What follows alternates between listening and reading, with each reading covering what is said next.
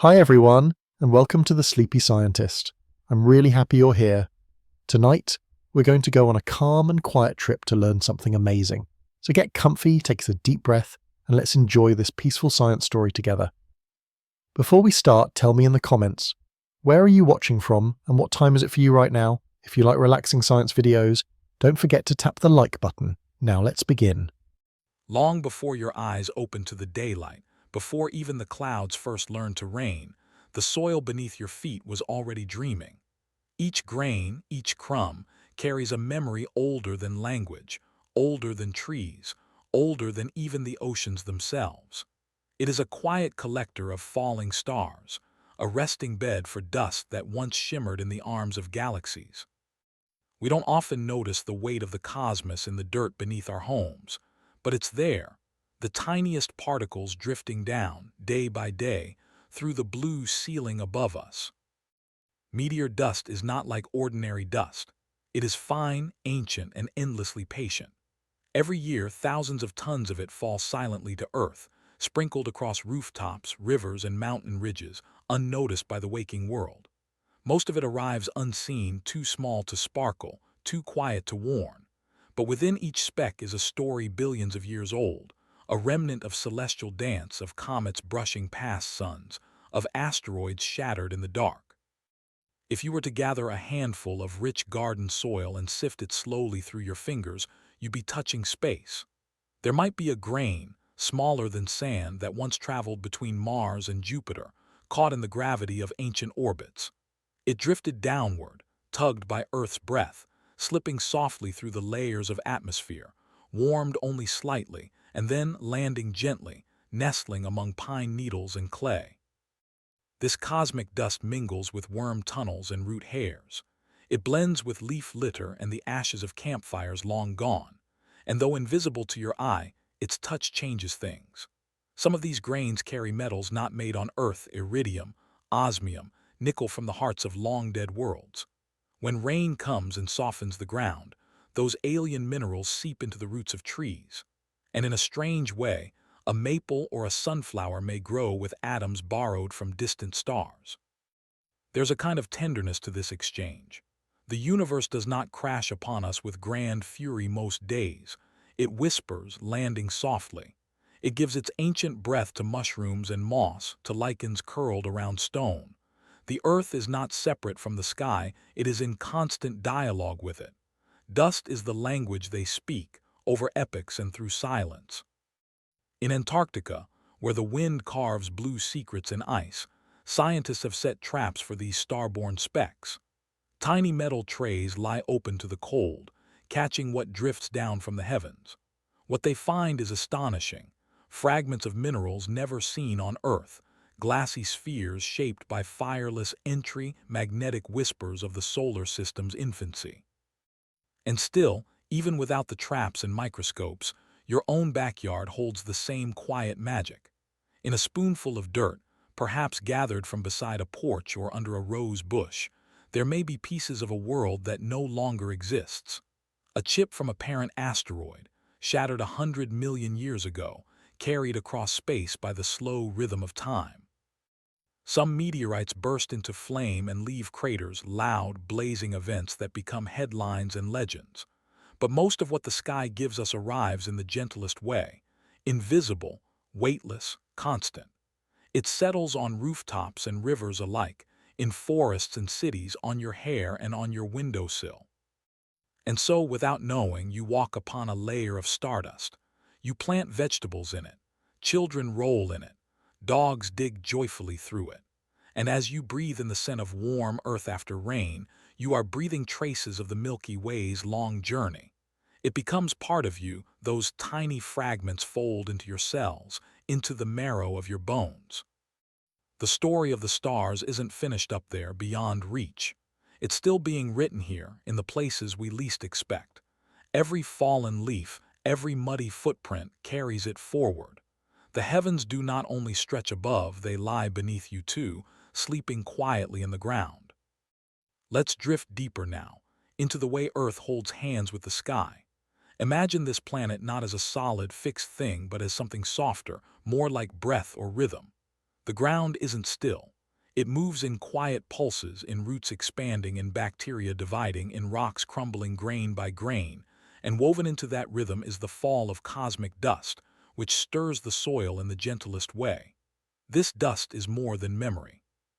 It is a traveler, a message, a gift from the oldest parts of the universe. Scientists have begun to trace these particles with tools like magnets and microscopes, searching through ocean sediments, high-altitude snow, even urban gutters. And what they find is remarkable. Embedded within the fine powder of the world are tiny spherules, rounded fragments that were once molten in the upper atmosphere, cooled as they fell, and froze into miniature moons. Each one is a silent record of a journey that began before Earth had continents, before birds filled the sky with song.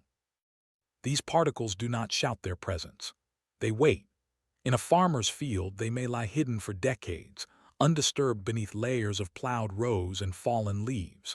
But when unearthed, when held in a scientist's palm or scanned beneath a microscope's light, they reveal clues to the chemistry of other worlds.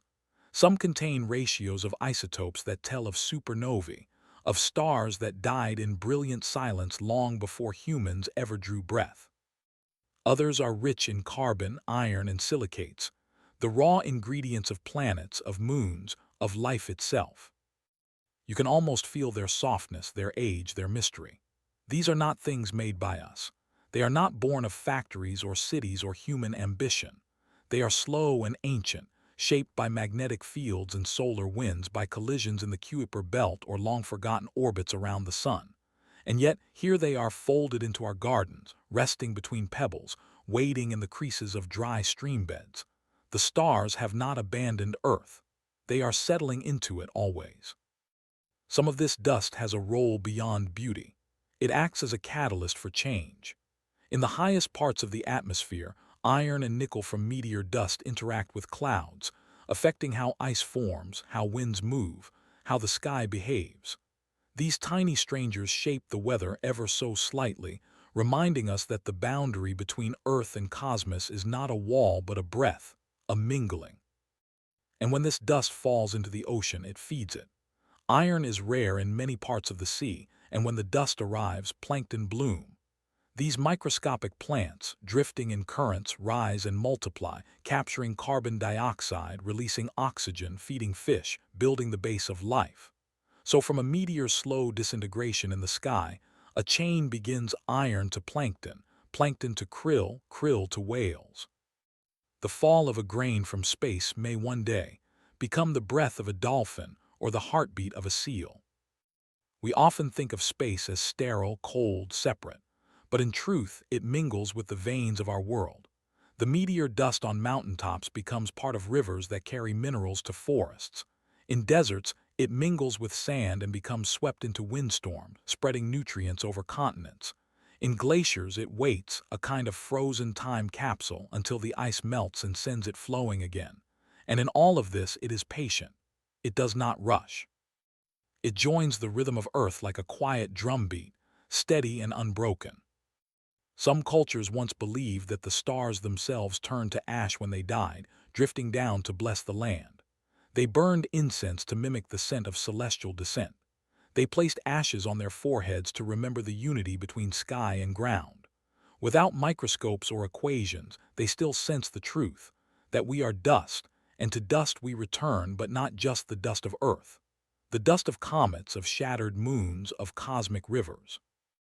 There's something deeply humbling in this, that our bodies may carry a few atoms from ancient collisions beyond Saturn, that the iron in our blood may once have shimmered inside a dying star, that the ground beneath our feet is not only the work of geology but of the cosmos itself, filtered through time. Every step we take, every seed we plant, stirs this inheritance, a quiet swirl of galactic history. And even now it continues. Every day, without announcement, the sky gives us more. Some of it lands on snowbanks, some on mountaintops or the roofs of parked cars. Some floats in through open windows and settles on bookshelves. And if you could see it, if you could see the falling light, the glowing trails of microscopic embers, you might pause, even in the middle of an ordinary afternoon, and feel a little reverence. Because even in the humblest places, a muddy bootprint, a cracked sidewalk, a child's palm filled with gravel, the story of the stars lives on. It does not need a telescope to be found. It only asks you to look softly, to feel gently, and to remember that the earth is not alone. It is part of a drifting, breathing, glowing whole where dust falls not as waste but as remembrance. Now imagine the world after sunset, when the sky deepens into velvet and the stars begin to bloom. Somewhere in the quiet of that darkness, more dust is falling, faint specks drifting through miles of air, invisible even to the keenest eyes. They do not burn or roar or crash. They float. Slowly, softly, they descend like the breath of space exhaled into the waiting arms of Earth. And by the time the dawn light touches the leaves, those particles have already found a place to rest, on a petal, on a dewdrop, on the open palm of a sleeping child. It is easy to forget these things, easy to overlook the slow, invisible exchanges between the heavens and the soil. But the earth remembers. It remembers through fossils and through fungi, through the spiral of a snail shell and the crystal core of a grain of sand. And it remembers through dust. Meteoric dust does not pile high or change the shape of mountains, but it endures. It mixes into riverbeds and becomes part of clay that one day may shape a bowl, a brick, a sculpture carved by human hands. And so, unknowingly, we hold the sky. The oldest meteor dust we've found is billions of years old, older than the Earth itself, formed in the winds of ancient stars. These stars lived entire lifetimes. They were born in clouds of hydrogen, burned for millions of years, and died in waves of light and debris. Their ashes traveled through space until, at last, some of it found our newborn planet. Some of it still falls. Each piece is a whisper from a place far beyond language, from a time before time. When you think of yourself as alone, remember, you are covered in the lightest touch of cosmic memory. In some forests, the dust settles on moss. In others, it lingers on mushrooms that glow faintly in the dark. Over time, as roots pull minerals upward, some of that dust becomes wood, becomes leaf, becomes bird. A robin may carry in its feathers the faintest trace of a distant galaxy. A squirrel's heart may beat with iron that once passed through the tail of a comet. Life accepts these gifts quietly. It does not ask where the atoms come from. It simply makes them into breath. In this way, the stars do not simply fall to earth, they rise again. Through leaves trembling in wind, through wildflowers blooming after rain, through the eyes of a child watching snow fall for the first time. The journey of meteor dust is not just downward, it is a cycle. What comes from beyond becomes part of us, and through us part of the world again. We are not just observers of the cosmos, we are made from it, constantly remade by it, stitched into its tapestry through every breath and every footstep.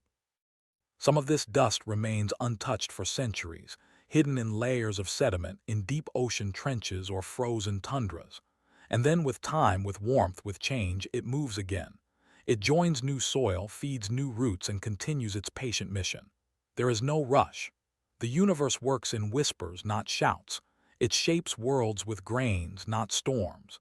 Even the mightiest galaxies are spun from specks. And so when we speak of stars, we do not have to look up. We can look down, into the soil, into the creases of dry leaves, into the corners of attic windows. The stars are there too, waiting quietly, resting in the shadows. They do not need attention. They do not need names. They are content to become part of everything, to fade into bark, into wind, into us. There's comfort in this, that the universe does not forget us, that even as it expands, sending galaxies spinning apart, it still sends fragments our way, that in the smallness of dust we find the largeness of belonging. You are not separate from the stars. You are part of their story, and every time you touch the earth, you are touching the sky's soft memory. Let that thought stay with you tonight. As the sky grows darker and the silence becomes thicker, imagine the long journey of one single grain, how it left a shattered rock beyond Mars, how it crossed cold space, how it slipped through the atmosphere glowing faintly for an instant and then rested on a garden fence or a rooftop or the windowsill near your bed. And perhaps tonight another grain is falling, slowly, silently, bringing with it a memory from the edge of everything. And perhaps as you breathe, you are breathing it in, letting it join your body, letting it become part of your story. For we are all made of dust, yes, but not just the dust of earth. The dust of stars, of silence, of things long gone and things still coming. And that dust in its soft fall is never truly still. It carries time. It carries light. It carries the quiet rhythm of the cosmos, and it carries you. Dust does not forget. Though it cannot speak or move on its own, it carries the memory of everything it has ever touched. Every wind-blown speck, every soot-covered particle, every grain gathered in the folds of time is a silent witness. It travels farther than thought, lasts longer than bone, and nestles itself into the quiet corners of the cosmos. From the collapse of distant stars to the rising steam of volcanic breath, from the shedding of leaves in ancient forests to the glow of dying moons, dust gathers it all. And in its gathering, it remembers. The wide reaches of space, far beyond the blue skies we know, there are clouds of dust stretching across light years. These are not the empty voids we once imagined, but rich archives, star nurseries, as astronomers call them, where dust and gas swirl and fold and ignite the beginnings of new suns. Within these silent, shadowed clouds, the building blocks of galaxies reside, waiting patiently, as though the universe itself is taking slow, deep breaths between births. It is from such places that planets form. It is from such memory-laced particles that entire solar systems bloom. Our own solar system was born from such dust. Before there was a sun, before there were planets, there was a slowly spinning cloud, dust and gas gathered in silence. Gravity, that invisible hand, began to draw it inward, pulling the particles tighter and tighter until the center burned into a star. Around it, the remaining dust began to stick and spin, clump and collide, forming the seeds of the planets we now know. Earth was once a whisper in this spiral, a mere flicker in the dust's long story. But dust did not stop there. It continued to swirl. Comets carried it outward and back again. Asteroids left trails of it behind them. And even as planets cooled and formed oceans and seas, dust found ways to linger. It embedded itself in rocks. It floated in the upper atmosphere. It nestled into snow and soil.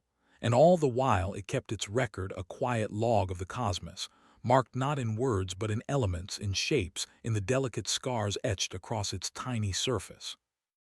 In laboratories around the world, scientists study cosmic dust captured from the upper air, from deep-sea sediments, from Antarctic snow.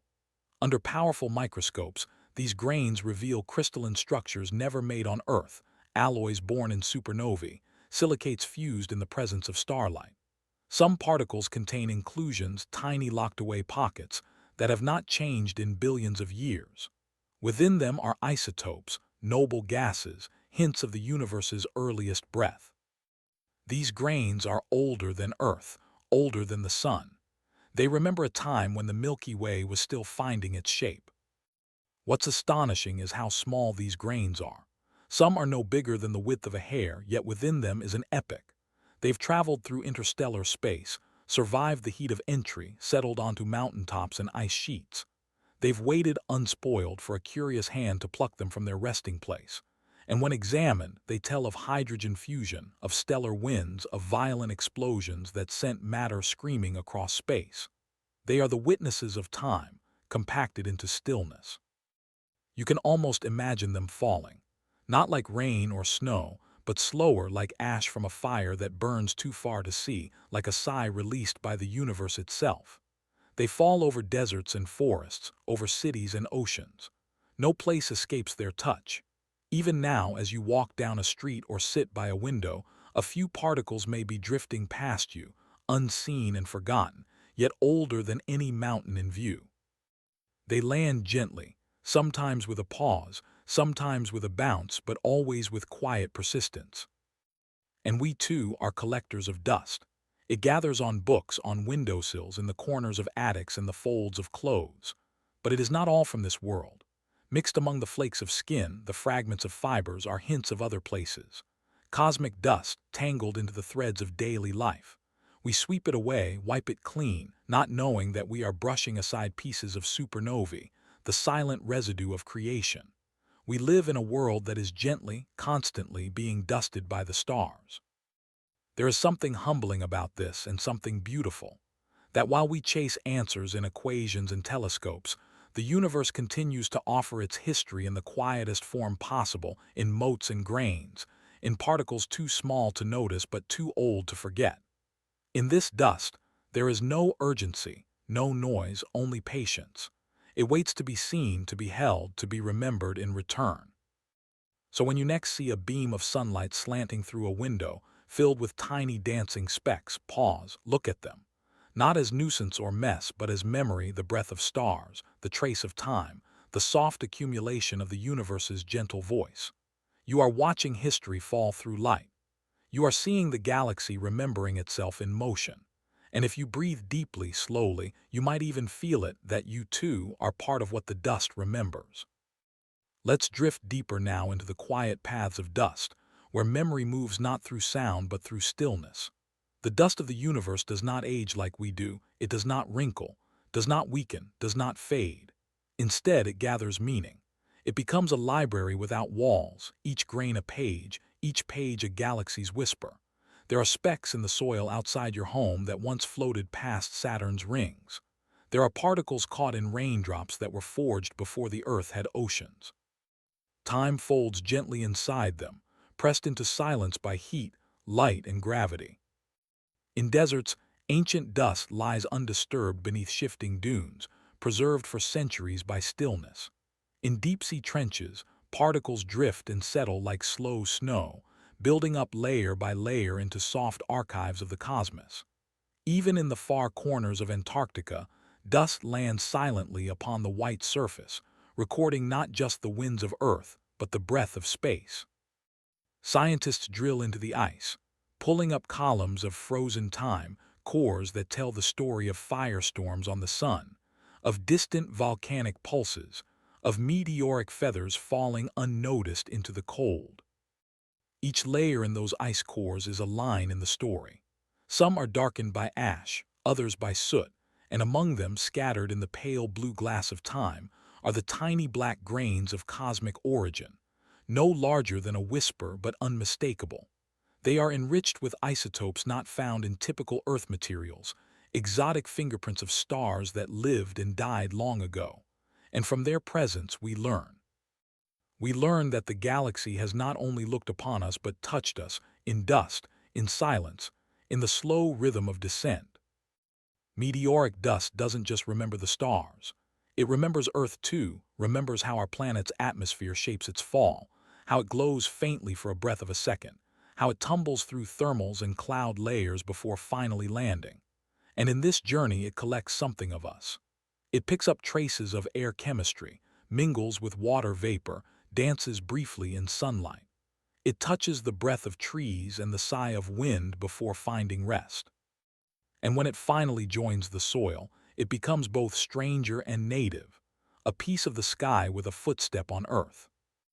There is something deeply connective in this, a quiet bond across distances we cannot walk. Dust that once flowed between comets now nourishes moss. Elements born in a collapsing nebula become part of a fern's green leaf. These are not metaphors, they are truth. The iron in your blood may carry the echo of a supernova. The calcium in your bones may have once been dust drifting near the edge of the solar system. We are not separate from the stars. We are the memory of their dust, walking. And the memory continues. In every breath you take, there are atoms that once lived in the lungs of wolves, of whales, of winds that swept over mountains 1,000 years ago.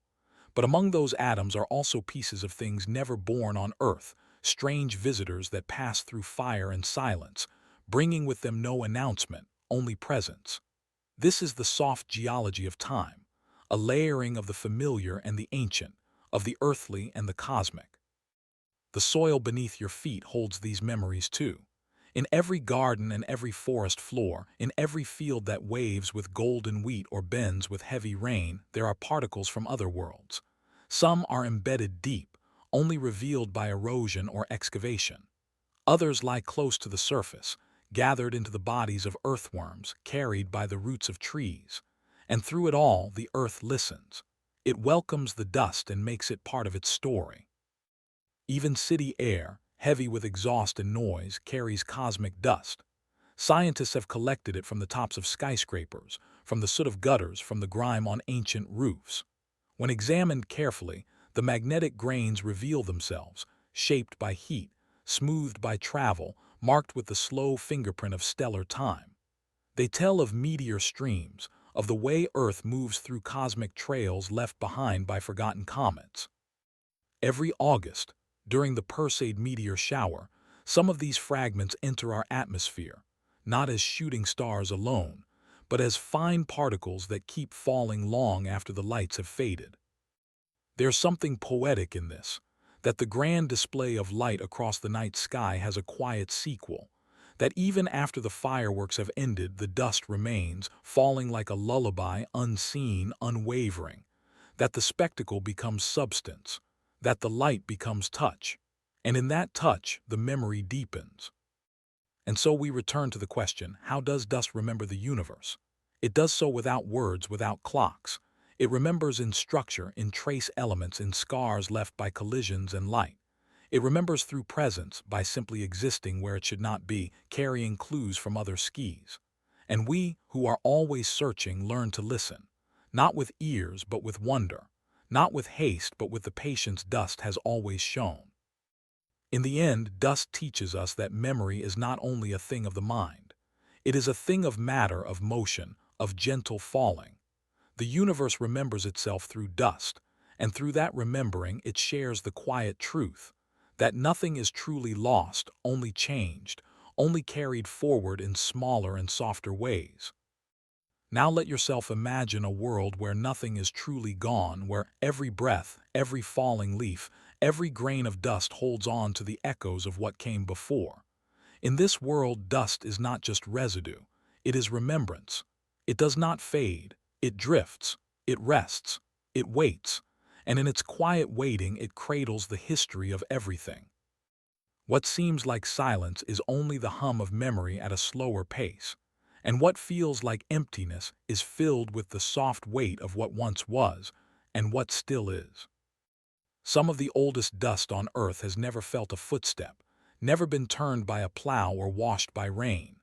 It lies deep beneath ancient rock, or hidden in glaciers where time moves like honey. There, beneath layers of pressure and cold, the dust tells of times we cannot fully picture, when continents were unborn, when skies were different shades, when the earth had only just begun to breathe.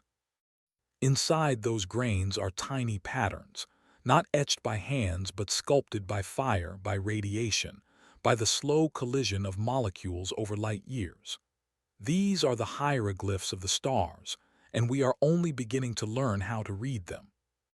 And yet, even without science, even without microscopes or knowledge of isotopes, we feel the truth of it, that there is something ancient in the wind, something older than stories in the way soil smells after rain.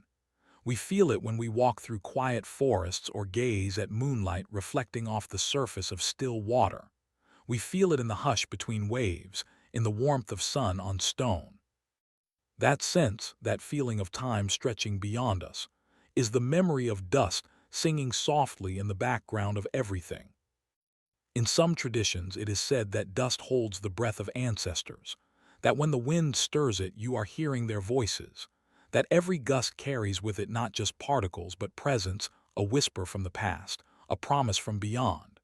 In other stories, dust is the beginning and the end, the form we rise from, and the form to which we return. These beliefs may be poetic, but they are not far from the truth. For even in a scientific sense, we are made of dust, rearranged, reawakened, reimagined into the shape of thought, of skin, of memory.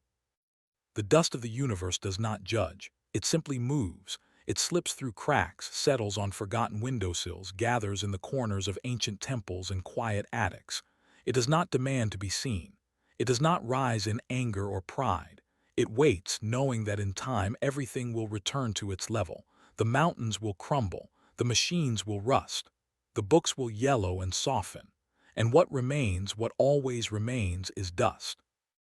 And yet in this return there is no loss, for dust remembers. When the bark falls from a tree and becomes part of the forest floor, it does not vanish, it simply changes form. When a meteor disintegrates in the sky, its pieces do not disappear, they descend. When a star collapses into silence, its elements are not wasted. They become new stars, new planets, new beginnings. The cycle is not a spiral downward, but a soft circle of continuation. Nothing ends. It only changes shape. So when you touch the earth, when you press your palm into soil, or feel the grit of dust on your skin after a dry wind, you are touching something sacred. Not in a religious sense, perhaps, but in a cosmic one. You are touching the pages of a book written not in ink, but in time. And within those pages are traces of places you'll never see, of events too vast for any eye to capture. You are holding stardust, moon ash, comet breath, all pressed into the hush of now. Even the air carries it. With every inhale, you take in fragments of what once orbited Saturn, what once drifted between galaxies. It does not matter that you cannot see them. Your lungs do not need to see oxygen to know its presence. So too, your body understands dust in a deeper way. It accepts it, weaves it into the blood, tucks it into the marrow. Some of it will become part of you for the rest of your life.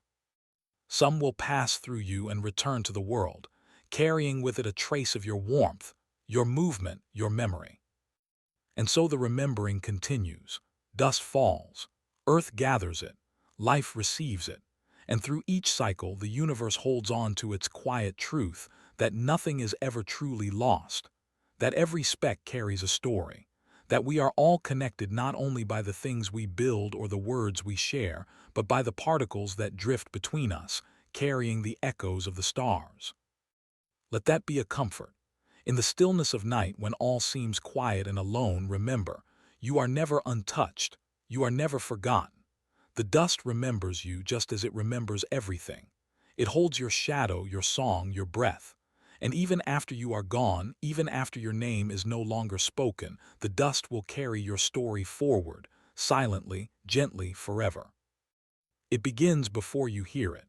Before you see the streaks across the sky, before the hushed voices point upward, before the wonder settles into your breath. It begins in silence far beyond the pull of earth, where tiny fragments drift alone in the dark. These pieces, no larger than pebbles, sometimes as small as grains of sand, are remnants of forgotten paths. They are the shed skin of comets, the broken bones of asteroids, the dust trails left by celestial wanderers who moved too close to warmth or fractured beneath ancient gravity. And they wait there, suspended, until the earth turns into their path. Every night our planet moves through this invisible cloud, a sweeping gesture through space. And when it happens just right, when timing and orbit align, the dust begins to fall. Not in silence anymore, not in stillness, but in glowing motion. The particles enter our atmosphere, not tumbling but blazing, a brief, radiant fire that lasts no longer than a heartbeat.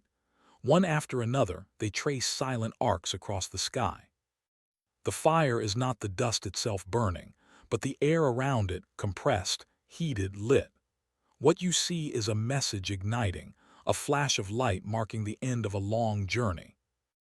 Meteor showers, we call them. Perseids, Leonids, Geminids. Names tied to constellations, ancient mythologies etched into the night. But behind the names are trails, comet paths left decades, even centuries ago, looping around the sun. And Earth, steady in its orbit, meets them faithfully each year. The same dance over and over. The same brief blaze of old dust finding light for the final time. And in this ritual, the sky remembers. It remembers where the dust came from, and how it should fall, and what it should show us before it disappears. There is something delicate about these meteors. They are fast, many moving at speeds over 40 miles per second, but never hurried. They fall with purpose, with grace, each one drawing a line between then and now. Sometimes they come in bursts, sometimes in solitude, and sometimes for a long stretch of time none come at all, just silence, just stars holding their place. But even then you know it is there. The movement, the rain, the fire waiting behind the next breath of the sky. From the ground it seems almost magical, this rain that leaves no trace. But the truth is, it does leave something behind. Though the flash is brief and the dust often consumed, some particles survive. They fall quietly after the light fades, drifting down through the air like invisible snow. These are the ones that make it to us. They rest on rooftops, on tree branches, on lakes in the early morning. A few will land on your skin without you knowing. You'll walk through them on your way to the market, breathe them in while sipping tea on a porch. They join us silently, patiently, and become part of our world. Children often wish on shooting stars. Adults pause, forget their thoughts, and look upward. Dogs bark at the strange flashes. Cameras blink and click. But beyond the moment, beyond the wonder, there is a deeper truth, that this sky fire is not new. It is ancient dust made visible.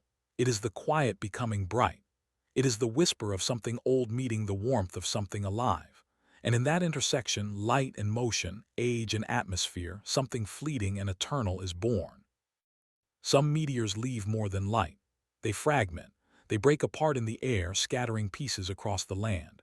When these fragments are found in fields, on ice, in deserts, they are called meteorites. Tiny stones from space, often dark and dense, sometimes magnetic. To hold one is to hold time itself. A piece of material untouched since before Earth had rivers. Some are rich with iron, others carry carbon compounds, the building blocks of life.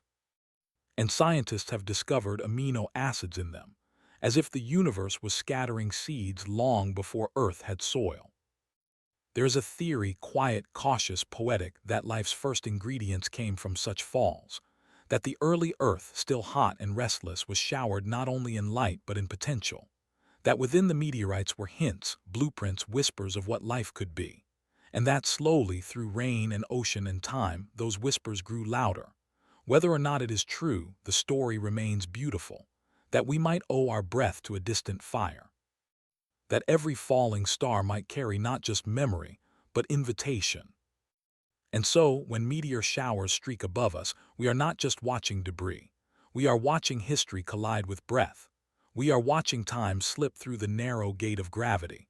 We are watching dust fulfill its promise to shine, if only briefly, before resting once more. And we, standing beneath it, become something more than watchers. We become witnesses, participants in a story that began long before us and will continue long after. A story told in light, in silence, and in the soft, quiet rain of fire from above.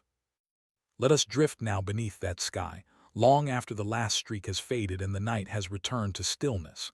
Even in the absence of fire, the memory of its light lingers. You can almost feel it in the coolness of air that follows, a hush, as though the stars themselves have exhaled. But even when we no longer see them, the meteors continue their silent work. Beyond the spectacle of light is the softer fall, the gentle drifting of what remains. This is where the quiet rain begins, not with brilliance but with settling. As Earth moves through the tails of old comets, the atmosphere stirs with their remnants. While some particles blaze and vanish, many more float down unnoticed, invisible, weightless, older than any city or tree.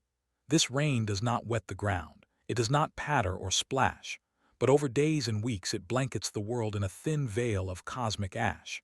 It falls onto glaciers where it waits for millennia, frozen into layers of time. It drifts onto rooftops, unnoticed among leaves. It gathers in the soil, where it becomes part of roots and stones. It even falls into the sea, where it begins a new story altogether.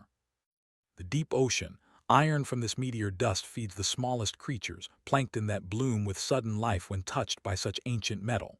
And these tiny beings, floating like stardust themselves, form the base of an entire food chain. Fish feed on them. Whales sing among them. Seabirds soar above, drawn to the life that was, in some distant way, born from fire. And so, a particle that once flew through the solar system, glowing for a second in the sky, becomes nourishment in the darkest water. The cycle is quiet, and it is complete. Far above, in the upper layers of the atmosphere, meteoric dust continues to play its part. It influences how clouds form. It affects the way ice crystals shape themselves, how light scatters at sunrise, how the sky turns colors at dusk. It becomes the silent architect of weather, invisible but essential. Scientists have found that noctilucent clouds, those rare, ghostly blue wisps that appear in polar twilight, form around the tiniest fragments of meteoric dust. Without these visitors from beyond, the sky itself would lose some of its wonder. And here on the ground, our tools reach upward, trying to catch what falls. High-altitude balloons mounted with collectors gather particles drifting through the air. In Antarctica, snow is melted and filtered, yielding tiny grains with magnetic signatures not found on Earth. In deserts, black stones are found glinting against the pale sand, their surfaces pitted and smooth, shaped by a fall through fire. Each discovery is a conversation between time and patience, between the vastness of the cosmos and the delicate hands of those who seek its traces. But perhaps the most beautiful part of this story is not what falls, but how it makes us feel. We do not need to understand every chemical compound or orbital pattern to be moved by a falling star. We only need to look up, to feel the cool air on our face, to let the silence of the night expand within us, to watch a streak of light cross the dark, and to feel, even for a moment, that we are small, yes, but not forgotten, that we are not alone beneath this vast sky. Children watch meteor showers and feel magic. Adults watch and feel memory. Somewhere in that glowing line, each person sees something different, a hope, a goodbye, a secret wish carried upward. And though the meteor is burning, though it is ending, it gives the impression of arrival. It enters our sky like a visitor, not a vanishing. That perhaps is the gentle trick of light to make endings look like beginnings. In every culture, stories are told about the stars falling, of spirits crossing between worlds, of gods sending messages, of ancestors waving from beyond. The night sky has always been our mirror, our canvas, our cathedral, and meteor showers, brief as they are, remind us of our place within it, not as rulers, not as outsiders, but as part of the rhythm, part of the fall, part of the fire and the dust. And when the showers pass and the sky grows still again, the memory remains, not just in the mind but in the land, in the thin layer of dust that settles gently on mountaintops, that drifts into rivers, that slips into the fur of sleeping animals. It will become part of feathers, of leaves, of breath. It will become part of us, for the quiet rain never truly ends. It only waits, it gathers, and it begins again each year, each orbit, each heartbeat of the earth. And so the fire from above continues to fall, not in fury but in grace, not to destroy but to touch. And we, looking upward, are reminded once more of how close the sky really is, not distant, not cold, but quietly reaching for us in every falling star, in every grain of dust, in every soft light that crosses the dark. Now imagine the quiet that follows. The stars have returned to their stillness, the fire has dimmed, and the dust has begun its patient descent. What was once a glowing streak is now a memory, carried invisibly through the air. But the story is not over, it is only deepening. For the rain of fire, so brief and beautiful in the sky, continues its journey long after it fades from sight. It falls through branches and rooftops, across oceans and valleys, landing gently in the folds of the earth. And with each particle that settles, a new page is added to the quiet record of time. Some of this dust becomes part of the world almost immediately. It drifts into water and fuses with the currents. It mixes with pollen and clings to petals. It falls on sleeping animals, woven into fur and feather. Over weeks and years, it finds its way deeper, into mud, into roots, into rock. It becomes part of tree bark, part of coral, part of the air we breathe. And so the meteors, long gone from sight, continue to write themselves into our lives, not as flashes, but as presence. And some of it remains untouched, hidden, preserved in ice or sealed beneath layers of sediment where no foot has stepped, where no wind disturbs. These untouched grains carry the clearest voices of the sky. They hold the shape of their journey, the angle of entry, the heat they felt, the elements they carry. When scientists find them and lift them into light, they are not just observing matter. They are witnessing a quiet arrival, the echo of an ancient voyage. One meteorite discovered in Antarctica had been lying undisturbed for thousands of years. It had fallen in silence, was buried in snow, and waited. When it was finally found, its interior revealed tiny bubbles, trapped gases, and rare elements, things that told of a place far from Earth, perhaps even from Mars. In its weight was the pressure of space. In its smoothness, the brushing of solar wind. And in its stillness, the memory of motion. To hold it is to feel the distance between stars and the nearness of their touch. Even in the most ordinary places, the extraordinary dust arrives, on a garden leaf, on the back of a hand resting near an open window, in the folds of curtains, in the cracks of sidewalks. No ceremony announces its arrival, and yet it marks every place it touches with something ancient. We do not feel it land. We do not see it coming. But over years, it builds a thin, quiet presence reminding us that we are not sealed off from the universe, but immersed in it. And perhaps that is what meteor showers truly are, not events but reminders, that the cosmos is not silent, that it reaches for us constantly, offering its history not through shouts but through sparks and dust. A shooting star is not a stranger, it is a returning thought, a quiet gesture, a piece of something vast choosing to come closer, to burn for us, and then to rest among us. There is something comforting in this, something steady, that the meteors will return, that even as the world below changes, cities rising, rivers shifting, languages born and lost, the sky above keeps its rhythm. Each August, each December, each silent hour of the night, the rain of fire returns. It needs no witness, but it welcomes us when we look up. And it continues regardless, falling for forests and deserts, for oceans and rooftops, for you and for no one at all. And in time, that dust becomes part of future things, part of a rock pressed beneath layers of clay, part of a shell formed in a distant reef, part of a feather growing on a bird who has never seen the stars, part of a poem, maybe, written by someone yet to be born, wondering where wonder comes from. This is how the sky leaves traces, not through monuments but through moments, through soft, persistent return. And you walking through your day are part of it. You are made of the same elements. The iron in your blood, the calcium in your bones, the carbon that fuels your breath, all of it once belonged to stars. Some of it may have once traveled across space, rested in soil, risen in a plant, and now rests again inside you. You are a brief arrangement of ancient things. A moment of light just like the meteors, here for a while, glowing, becoming memory. So tonight, if the sky is clear, step outside. Look up. Let the stars be still and the air be cold. Wait. And if you are lucky, or even if you are not, know this, above you the dust still falls. Some of it you will see, most of it you will not. But it is there, always there, stitching time into sky, stitching sky into earth, falling not to end something, but to begin again. And in that falling, you are never alone. You are part of the fire, part of the rain, part of the quiet that never ends. The sky touches everything. Not always with thunder, not always with light, but sometimes with the faintest imprint, a trace so subtle it takes centuries to reveal itself. It does not press like a hand, but drifts like a breath, leaving behind fingerprints too small to see in a single day. But over time they accumulate. Layer after layer, fall after fall, the sky leaves its quiet mark on mountains, rivers, cities, bones, and seeds. You may not notice them when you look upward. But the sky is writing, always writing, and earth is listening. There are stones on mountaintops that bear the marks of starlight, not carved or cracked, but dusted, slowly and invisibly, by particles that fell from beyond the atmosphere. These particles, these messengers from space, contain isotopes, tiny timekeepers, telling us when the sky last touched this place. Beryllium-10, chlorine-36, and other silent companions nestle into rock, their presence a signature of exposure.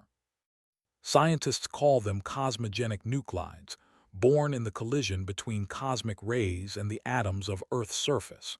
When the sky reaches down in radiation, it signs its name in the stone. These fingerprints are not only in rock, they are hidden in the deepest layers of polar ice. Each winter, snow falls and traps whatever drifts through the air, ash, pollen, salt, and cosmic dust.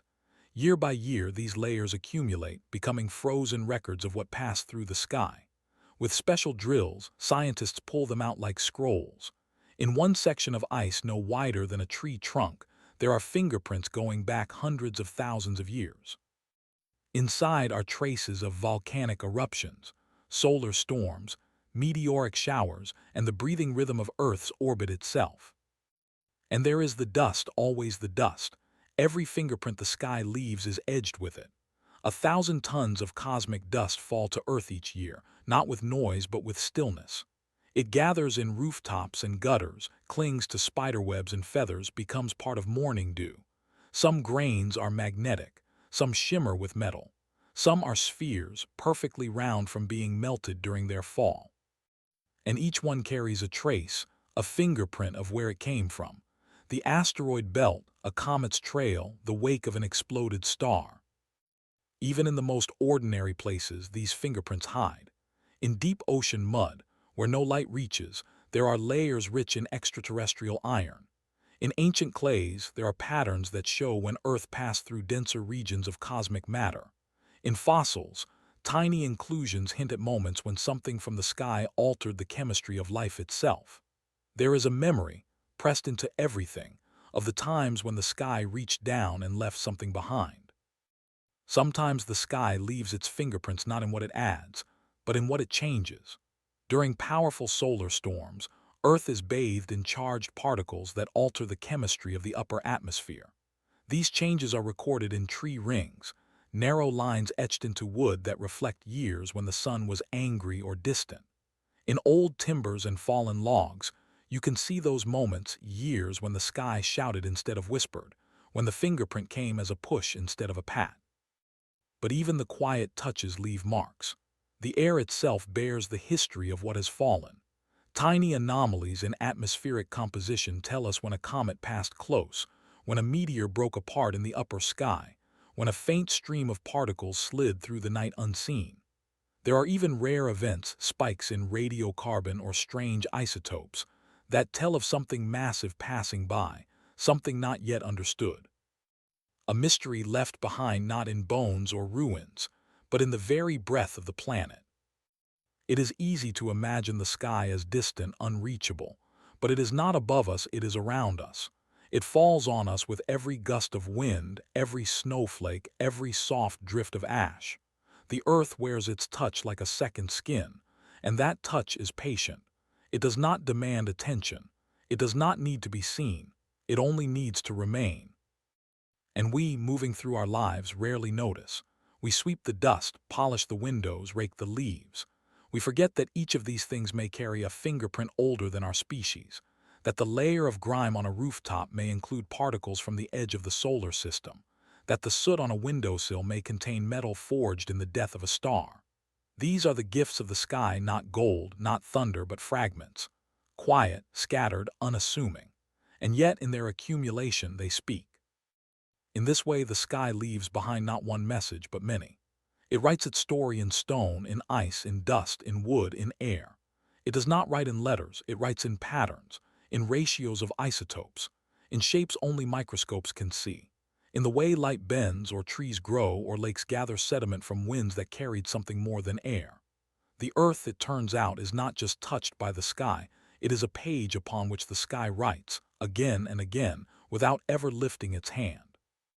Let us drift deeper now into these skyborne signatures, not the loud ones, not the thunderous or the glowing, but the soft, nearly invisible markings that fall without fanfare, the kind that settle into layers of time and become part of things without ever asking permission. Imagine the surface of a quiet lake on a still morning. Now imagine a single speck falling from miles above, landing without a ripple, and yet somehow changing the chemistry of that water forever. That is how the fingerprints of the sky work. They are not gestures of force, but of presence, and their presence shapes the earth in ways we are only beginning to understand.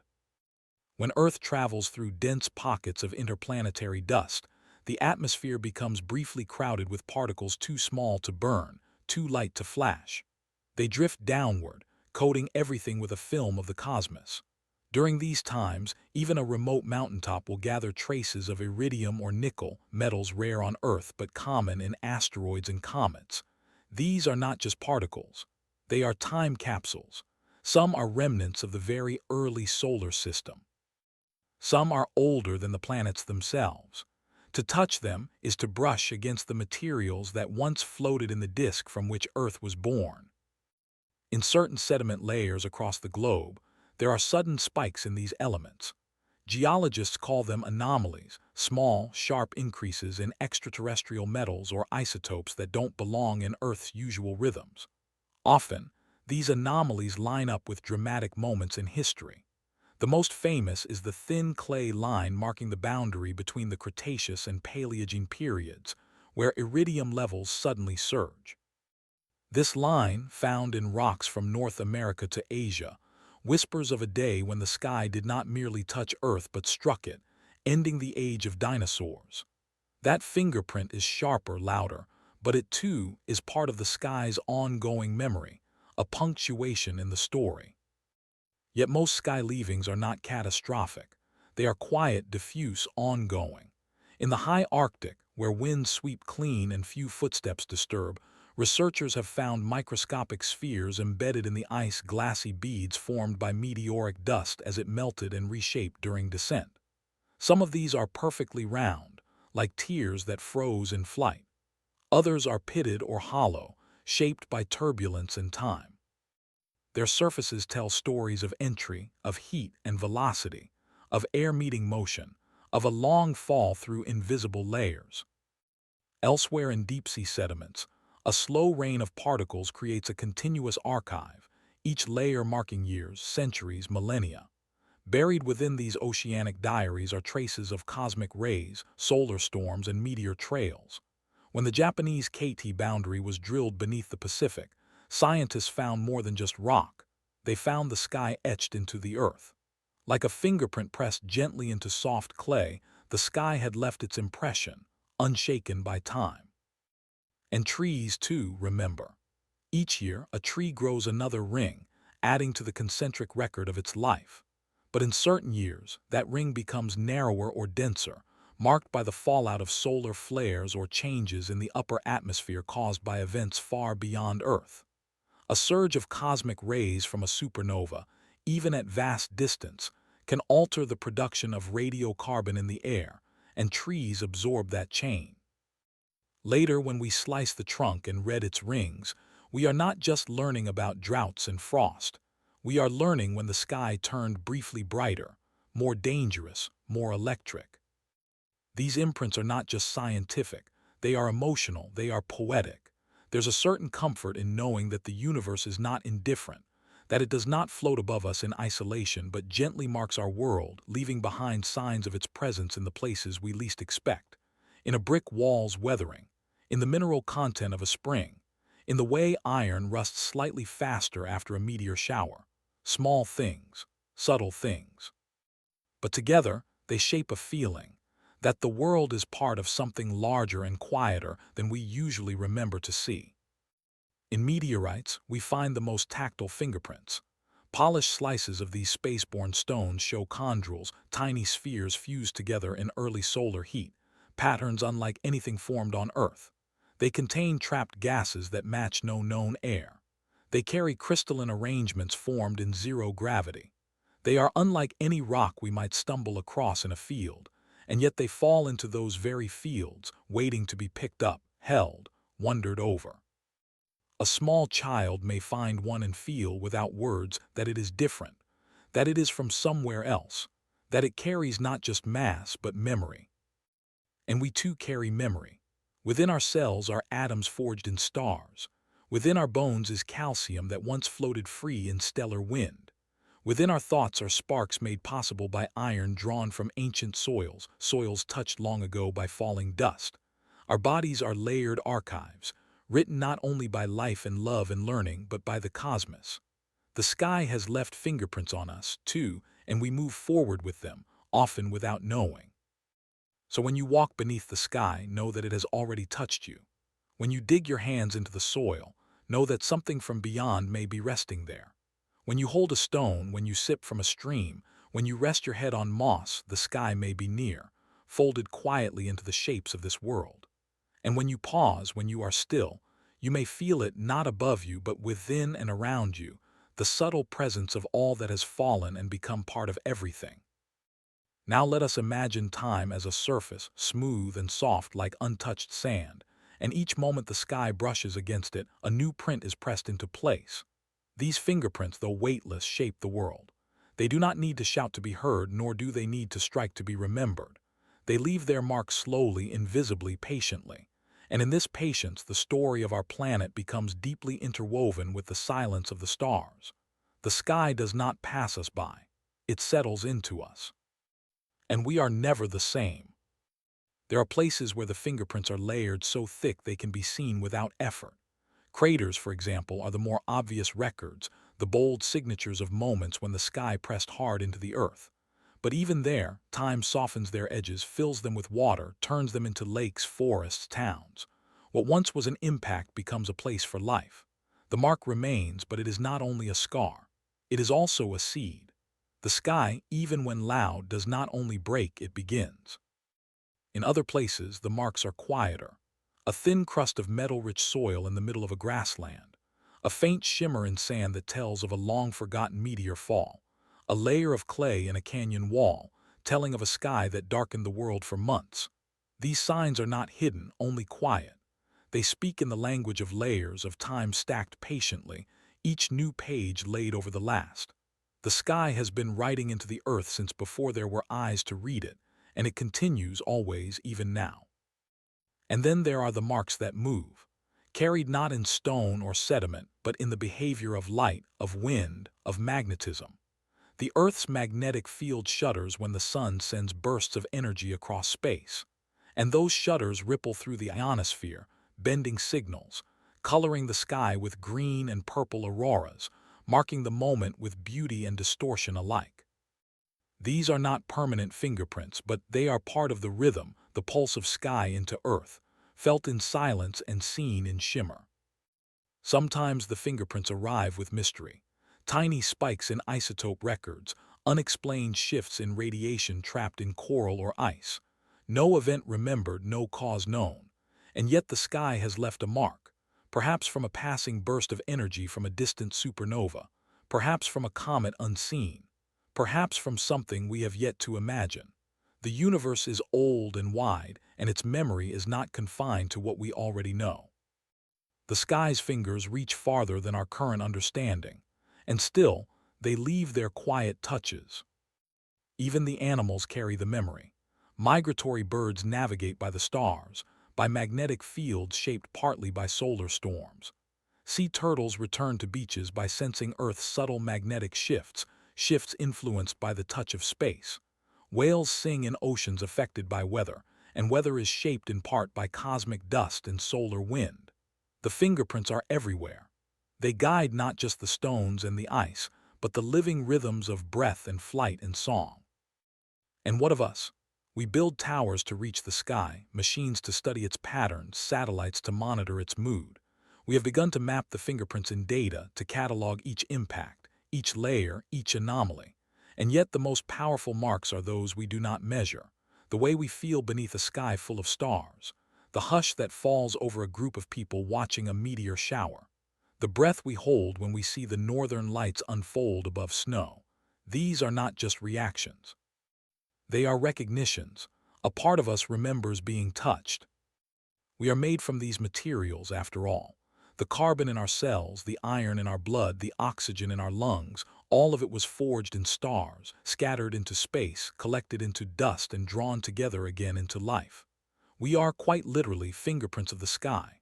Our very being is a continuation of that silent touch. And when we look up, we are not just gazing outward.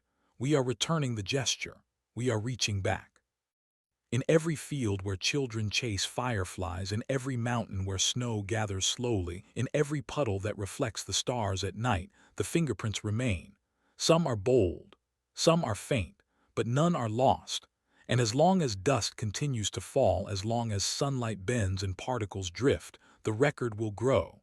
The sky does not stop writing, and the earth does not stop remembering. So the next time you stand beneath the open air, pause. Let your breath settle. Let your senses soften. Feel the air around you, the ground beneath your feet, the silence within. Somewhere in that moment, the sky is leaving another trace, not loud, not visible, but real. It is pressing gently into the fabric of the world, leaving behind another print in the long, patient story it has always told. A story you are already part of. A story you carry, in your atoms, in your steps, in the quiet places where wonder still lives. There is a silence in space that is unlike any silence on Earth. Not the hush between songs or the stillness after snowfall, but a deeper kind, a silence without wind, without water, without breath. It is not absence but vastness. In that silence everything drifts. Planets, dust, frozen comets, forgotten probes all move through it slowly, steadily, endlessly. And though there is no sound to carry their presence, they leave trails, echoes, and shadows. Space is not empty. It is full of motion. It is filled with things that float not because they are light, but because there is nowhere to fall. Imagine a speck of dust, no larger than a grain of sand, born from the disintegration of a comet far beyond Neptune. That grain begins a journey, not guided by will, not pushed by air, but drawn by gravity and carried by momentum. It does not rush. There is no up or down, no forward or back. Only direction, only drift. It passes through the dark like a feather through dreams, illuminated only when light happens to touch it. And though it may travel for centuries, it never forgets the trail it came from. The path becomes part of it. The soundless drift is not chaos. It is rhythm, hidden though it may be. Comets trace long, elliptical paths around the sun, sometimes taking hundreds of years to return. Asteroids tumble slowly through the belts between Mars and Jupiter, colliding occasionally, breaking into fragments that begin their own silent drift. Moons orbit planets and planets orbit stars, and the stars themselves move through the galaxy in great, slow waves. Nothing is still, not truly. Stillness in space is only relative. Even a satellite at rest is moving at thousands of miles per hour, locked into balance by forces it cannot escape. The most delicate motions are sometimes the most enduring. A cloud of dust, ejected from a dying star, expands for millions of years, becoming thinner and more diffuse until it merges with the interstellar medium, the quiet sea between stars. And even there, among charged particles and ancient photons, the drift continues. Hydrogen atoms bump into one another gently, slowly forming molecules that may one day, somewhere, become part of a new star. The silence of space is not stillness. It is patience. There are spacecraft, too, that drift through this silence. Human-made, fragile, brilliant. Voyager 1 and Voyager 2, launched long ago, now travel beyond the influence of the sun's magnetic field, entering interstellar space. They do not glide through nothing. They pass through a thin soup of particles, a wind of old atoms that once belonged to stars. Their instruments feel faint touches of pressure and radiation, enough to whisper back to Earth across 1 billion miles. And when they can no longer send signals, they will continue drifting, silver capsules of memory, carrying messages for no one in particular, unless someday someone finds them and listens. Even the Earth is drifting, not just spinning and orbiting, but moving through space along with the entire solar system, which itself circles the galactic center. We ride that curve unknowingly, carried through the spiral arms of the Milky Way like a leaf in a wide river. Every second we move further from where we were, and yet the stars seem fixed to us. They are not. They too are in motion, immense, quiet motion. We do not feel it, but it surrounds us. This drift is not something we control. It is something we are part of.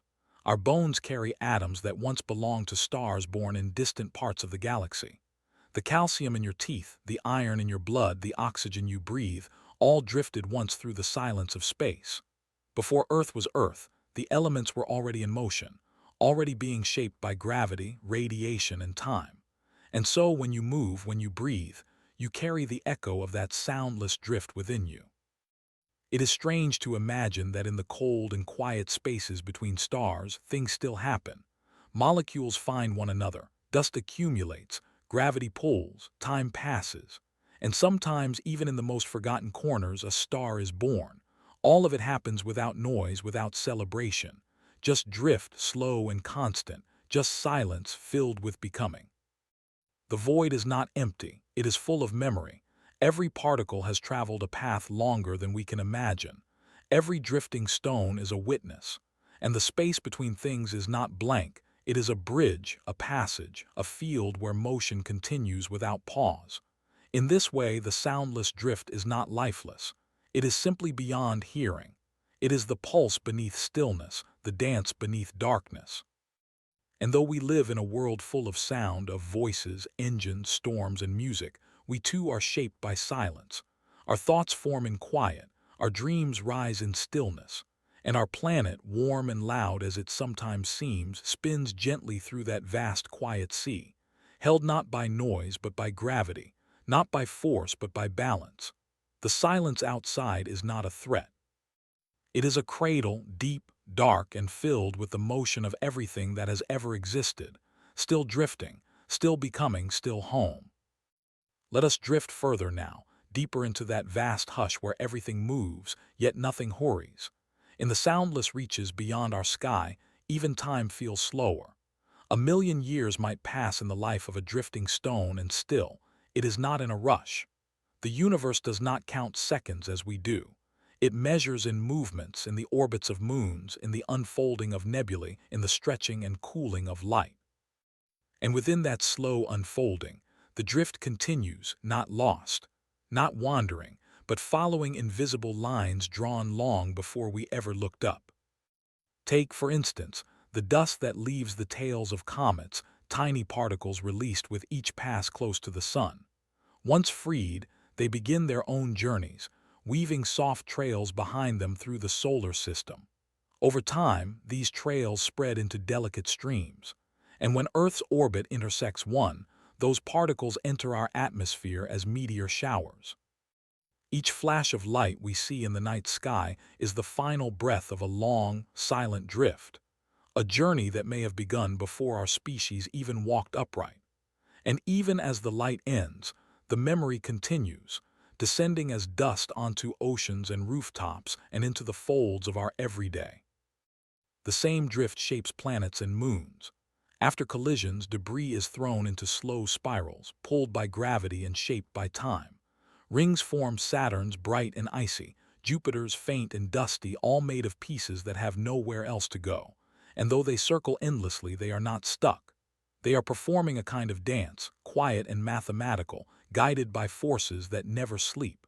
Every moon was once part of such a story. Some were captured from other paths. Some were born from impacts.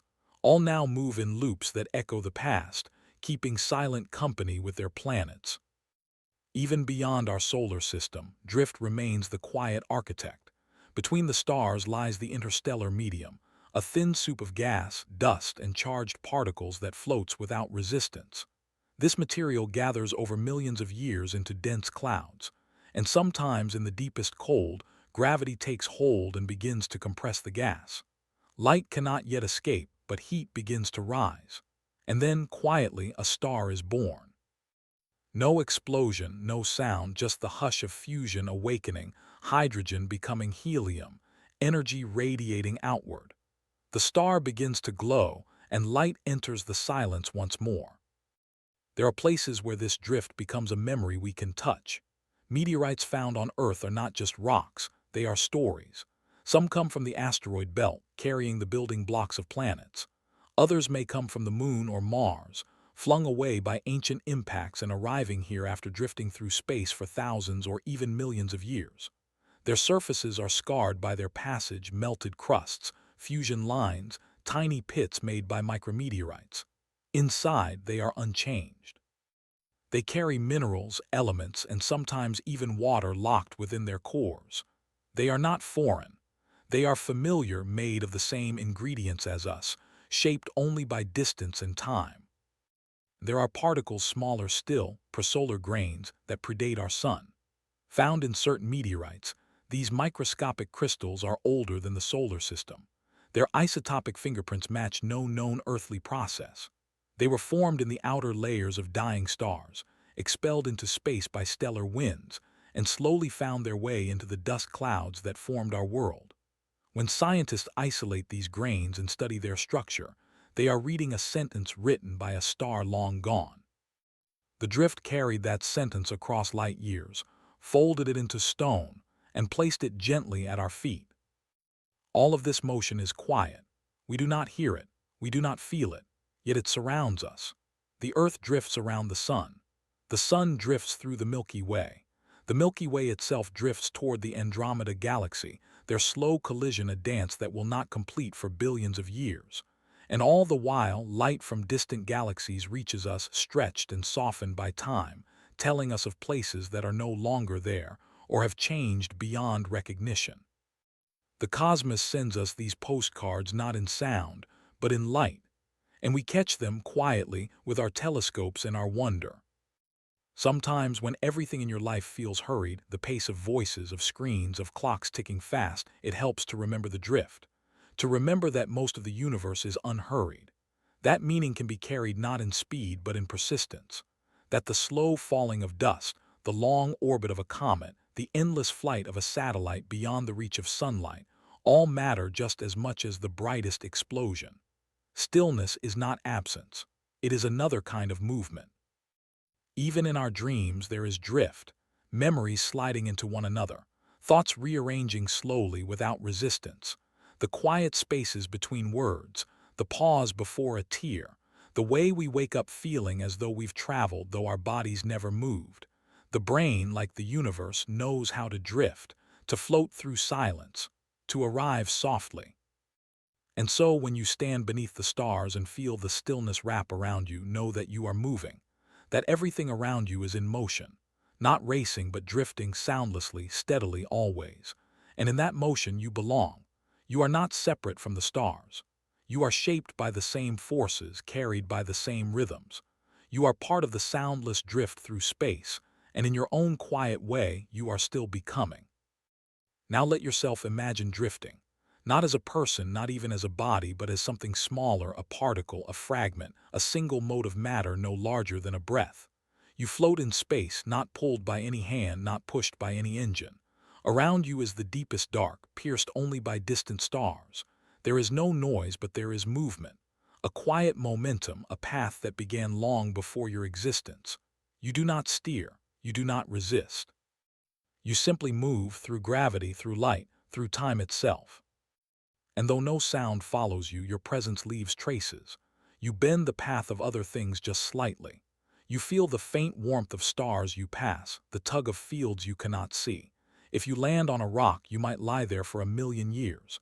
If you fall into a planet's atmosphere, you might shine for a second, then vanish. But in either case, you have traveled. You have been part of the slow unfolding of the universe's breath.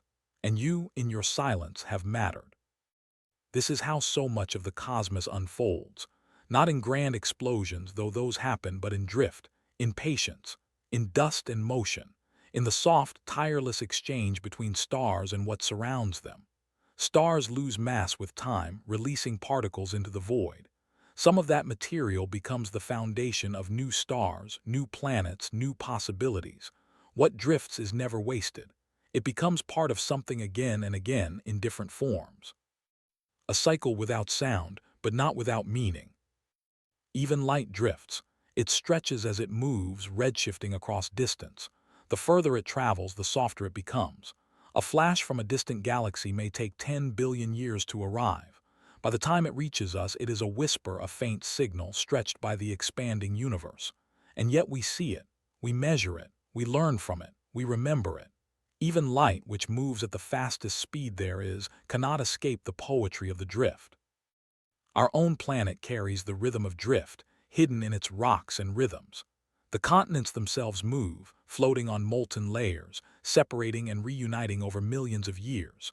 The magnetic poles wander, revering slowly over epochs.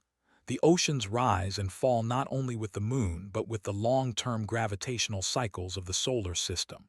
These changes happen far too slowly for the eye to catch, but the Earth feels them.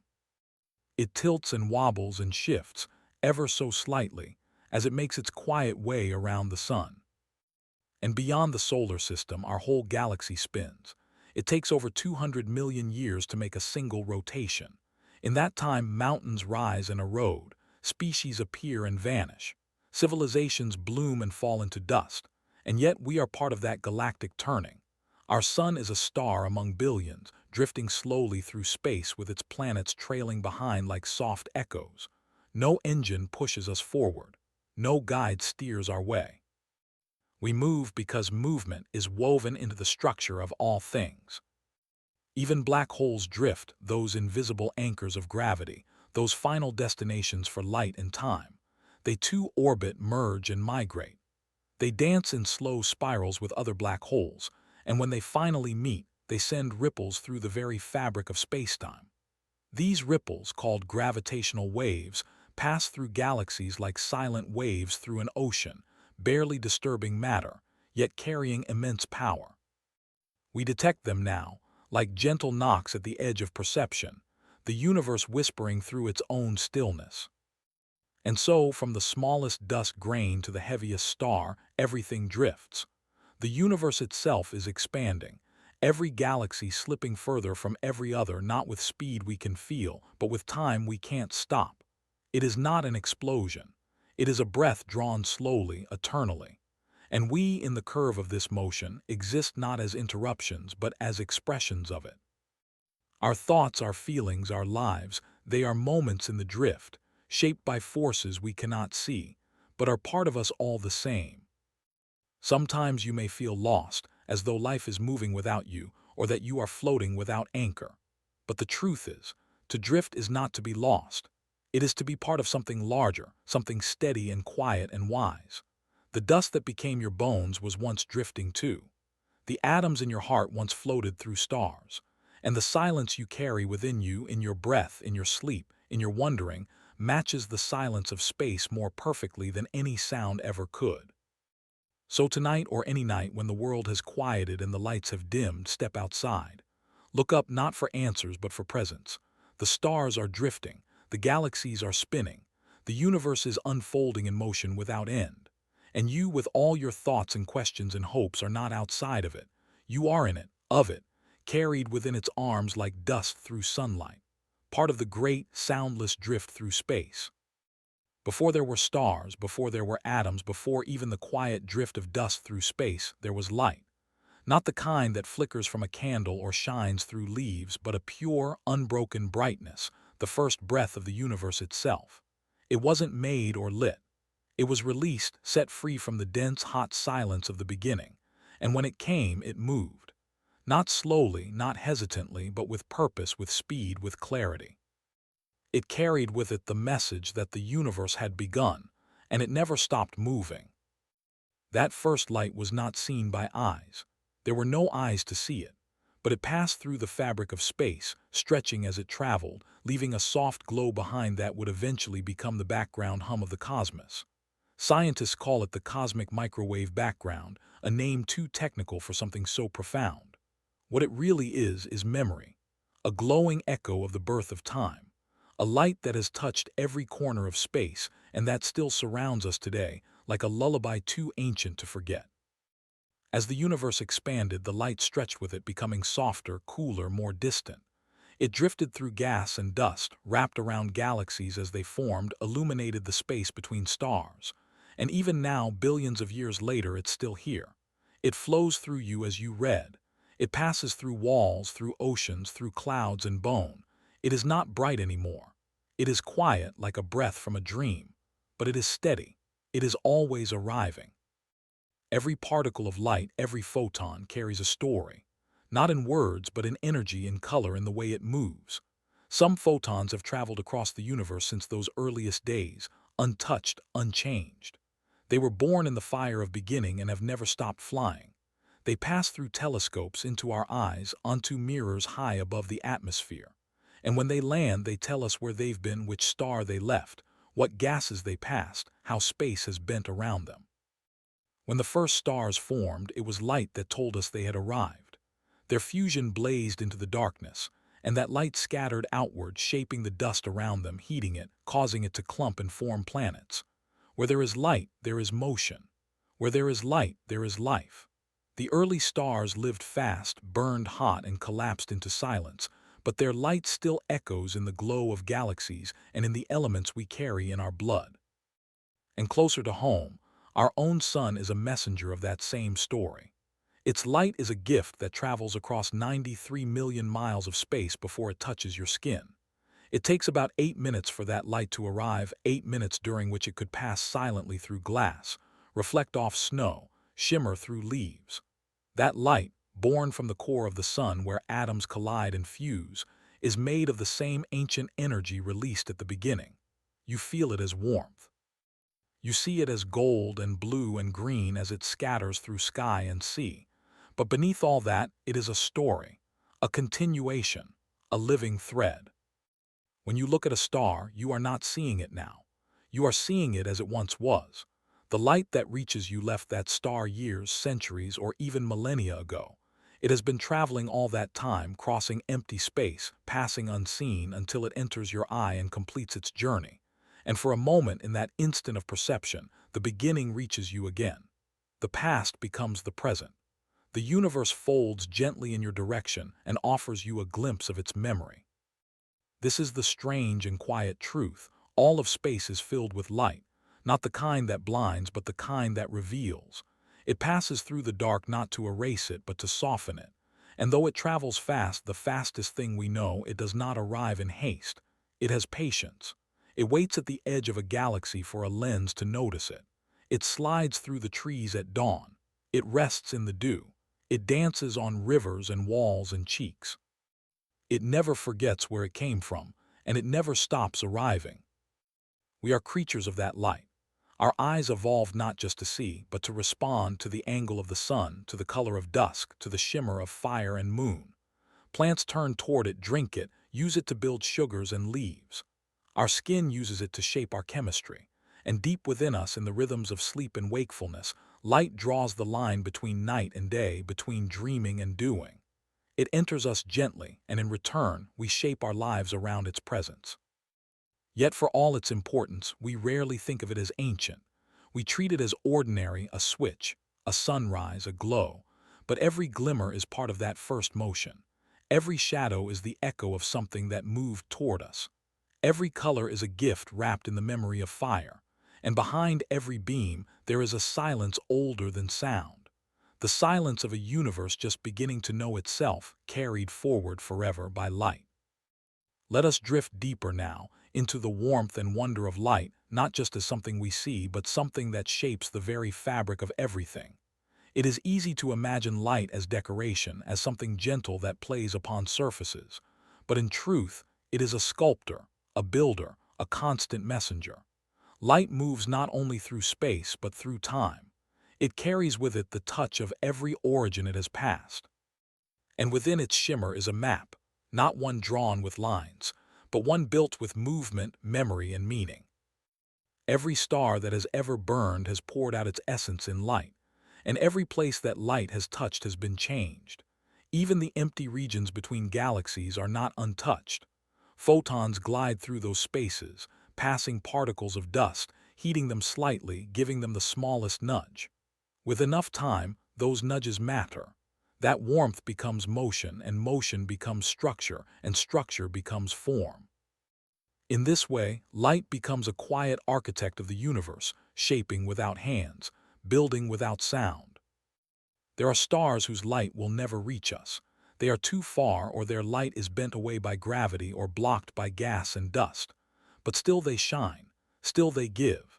And the light that does reach us, from distant quasars, from nearby suns, from nebulae blossoming in the arms of galaxies, brings us the past in perfect detail. Through telescopes, we look back billions of years. We are not merely seeing light, we are reading it. Spectrums tell us the elements present, the motion of the source, the speed of expansion. In the color of a star's glow, we see its age. In its flicker, we see its struggle.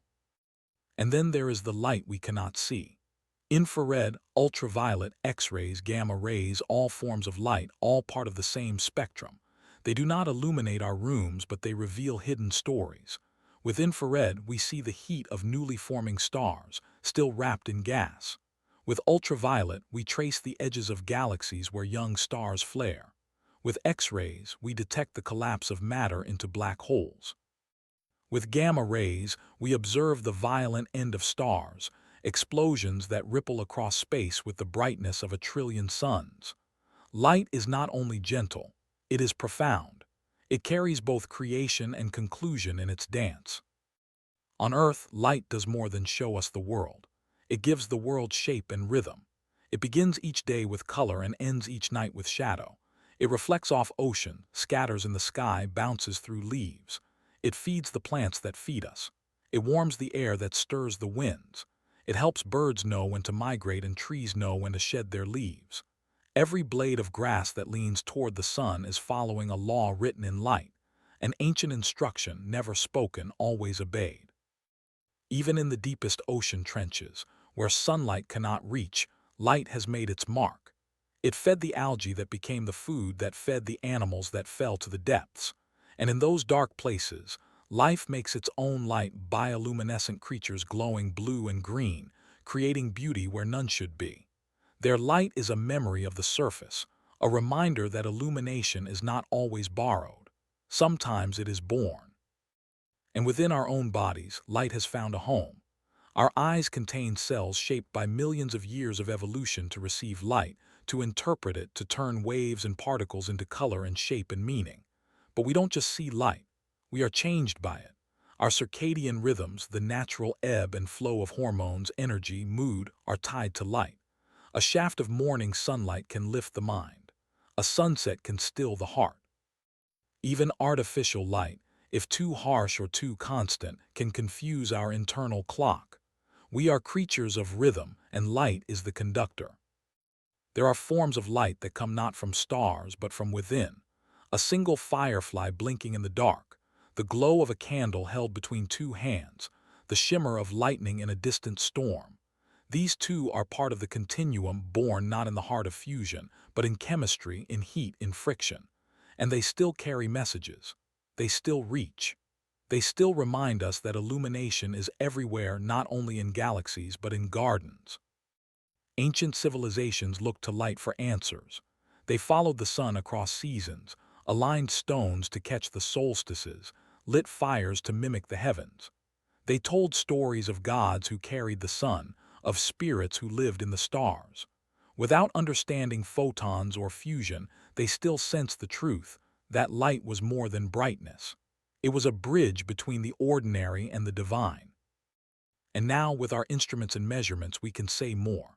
We know the speed of light, the way it bends around mass, the way it slows in water and quickens in vacuum. We know that nothing outruns it and that it defines the edges of what can be known. But for all we understand, the mystery remains.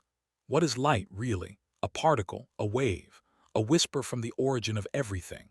Science tells us what light does, but what it means, that is something softer, something still unfolding. So when you feel sunlight on your face or see stars reflected in a puddle, remember this. You are touching something ancient, something that began when the universe was young. The light that reaches you today may have crossed billions of miles. It may have passed dust clouds, curved around gravity wells, squeezed through narrow gaps in time. It arrives not to shine but to remind. It carries the beginning. And in its arrival, it softly asks you to remember that you, too, are made from that light, shaped by it, warmed by it, and forever connected to the moment the universe first began to glow. Now let us move gently toward the closing of this light-born tale, not with a dimming but with a deeper understanding. For light does not end. It transforms. It scatters, bends, fades, reflects, but even in its silence it remains.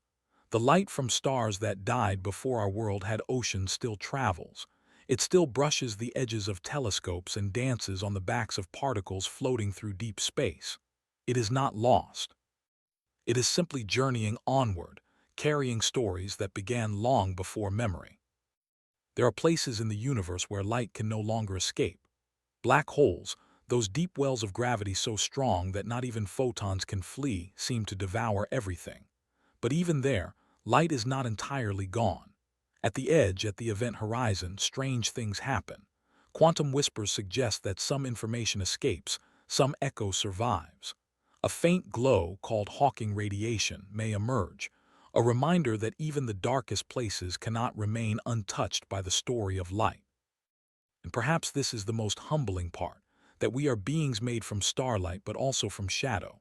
The carbon in our muscles, the oxygen in our breath, the nitrogen in our thoughts, all were forged in stars that lived and died long ago. Their light was not just a signal, it was an act of creation. It lit the space around them, yes, but it also lit the path that atoms took to become life. In the light there was birth, in its scattering there was becoming, and in its journey there was memory. That journey continues within us. Every time you open your eyes, you receive ancient light. Every photograph, every reflection, every color is a result of photons moving toward you, touching your world and then bouncing away. You do not simply see light, you share space with it. You inhabit its path. It enters your eyes, strikes your cells, sends tiny signals racing to your brain. And in that moment, a story is completed. A journey across space, across time, across silence, fulfilled by your awareness. And yet, for all this brilliance, light never asks for thanks. It does not demand attention. It slips quietly into morning, dapples leaves, warms stone, silvers the edges of clouds. It hums in the background of the cosmos, a constant that never grows tired. Even at night, when the sky darkens and shadows stretch long, light is still there. The stars send it. The moon reflects it. The atmosphere cradles it. And even when your eyes close, it moves within you, nudging your rhythms, guiding your sleep, reminding your body of the world's quiet breathing. In the deep cold of space, where galaxies spin and nebulae stretch, light continues its ancient mission. It paints the shapes of spiral arms, outlines the arcs of gas expelled from dying suns, traces the motion of planets too distant for our hands to reach. Telescopes collect it, concentrate it, help us see farther and farther. And what do we find at the edge? More light, more stories, galaxies colliding, stars being born, the signature of elements swirling in newborn systems. And beyond that, a wall of silence, the earliest light, stretched thin, still approaching. Scientists are building instruments to catch that earliest light with more precision, to listen not with ears, but with sensors capable of detecting the temperature of shadows and the shift in ancient photons. And what they hope to find is not just the shape of the early universe, but its texture, the way it quivered, the way it grew, the way it became more than energy and began to dream in matter and stars and life. Even within the earth, in the atoms trapped beneath mountains, we find traces of that light. Its energy has touched every surface, moved through every cloud, stirred every sea. The rhythm of seasons, the green of forests, the blooming of petals, all are parts of the same luminous inheritance. We live in a world bathed in an ancient glow. And the more we understand it, the more we realize we are not separate from it. We are its expression. Light is not just what lets us see. It is what lets us be. Without it, there would be no weather, no growth, no warmth, no color, no shadow, no form. It draws lines across faces and mountains. It makes glass sparkle and fire dance. It is the invitation the world offers to your eyes each morning to look, to notice, to feel. And when it retreats, it leaves behind enough memory to last the night. And so, in every ray that passes through your window, in every soft gleam on water, in every distant star shining into the black, there is something more than energy. There is history. There is time. There is presence. Light does not fade, it travels, it touches and continues. And in doing so, it gathers everything: the first moments, the scattered galaxies, the birth of stars, the shaping of planets, the breath of forests, the rise of oceans, the blink of human eyes, into one long, endless song of becoming. When you step into the light, you are stepping into something older than memory, deeper than thought, wider than space. You are touching the first warmth that ever was. You are standing in a story that has been unfolding since the beginning, and through your quiet gaze, it continues. Long before Earth had mountains, before oceans stirred or winds began to sing, the stars were already living and dying. They burned across the darkness like thoughts, like hearts too full of energy to be still. And when their time came, when the fuel deep within them was spent, they did not simply fade. They collapsed. They exploded. They scattered themselves across the universe in waves of dust, metal, and memory. What remained were not ruins, but ashes, glowing clouds of elements, drifting quietly through space. And in those ashes lay the future. These ashes were not gray and cold, but radiant and rich. They carried the bones of stars: iron, calcium, oxygen, carbon, all the things that would one day become breath and blood, tree bark and bird feather, tooth and talon, thought and feeling. The universe does not waste, it transforms. What a star could no longer hold, it gave away. And in doing so, it planted the seeds of galaxies, of planets, of life. The ashes of ancient suns became the soil of everything to come. In the vastness of space, these star remnants floated gently, pulled into the arms of gas clouds that gathered, clumped, and turned. Gravity stitched them together, thread by invisible thread, until new stars were born. Around them, disks of dust and ash circled, cooling slowly, forming pebbles, then rocks, then worlds. Earth was one such world, a place built not just from rock, but from the remains of what once burned brighter than anything we will ever see. This inheritance is everywhere. In every mountain there is magnesium and silicon from some long-dead star. In every ocean, oxygen that was once locked inside stellar winds. In your blood, iron forged in a supernova. You are not just made of matter, you are made of memory. You carry the ashes of stars inside you, not metaphorically, but literally. Every cell, every breath is part of their long, quiet legacy. And yet these ashes are not only hidden inside us. They still move through the universe, drifting in the spaces between stars, gathering in the spiral arms of galaxies, glowing faintly in nebulae that stretch like dreams across the sky. When we look through telescopes at the Orion Nebula or the Crab Nebula, we are seeing not only beauty but aftermath.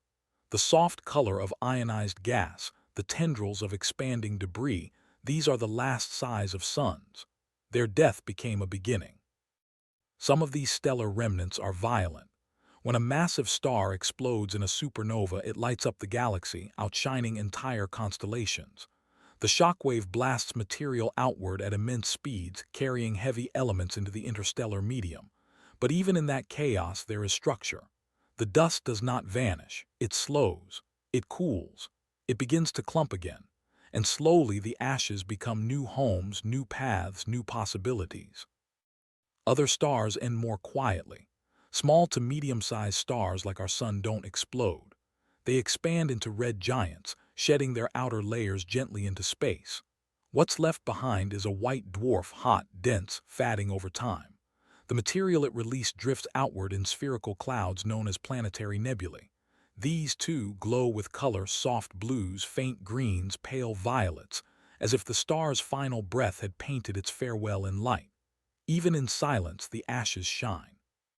Scientists have studied the grains of this stardust up close. Some are captured from meteorites, tiny mineral fragments called prosolar grains, embedded in ancient space rocks.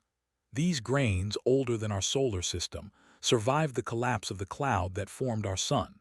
Their isotopic fingerprints reveal their origins. This one from a red giant, that one from a supernova.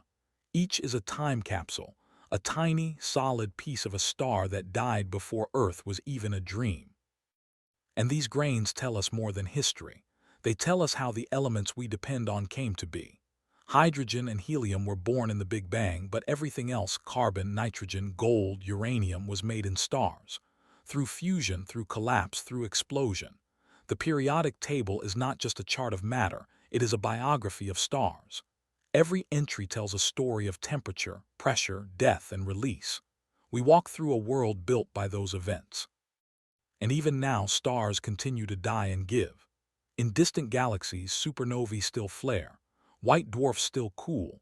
Dust still floats, waiting for the next cycle. There is no final end.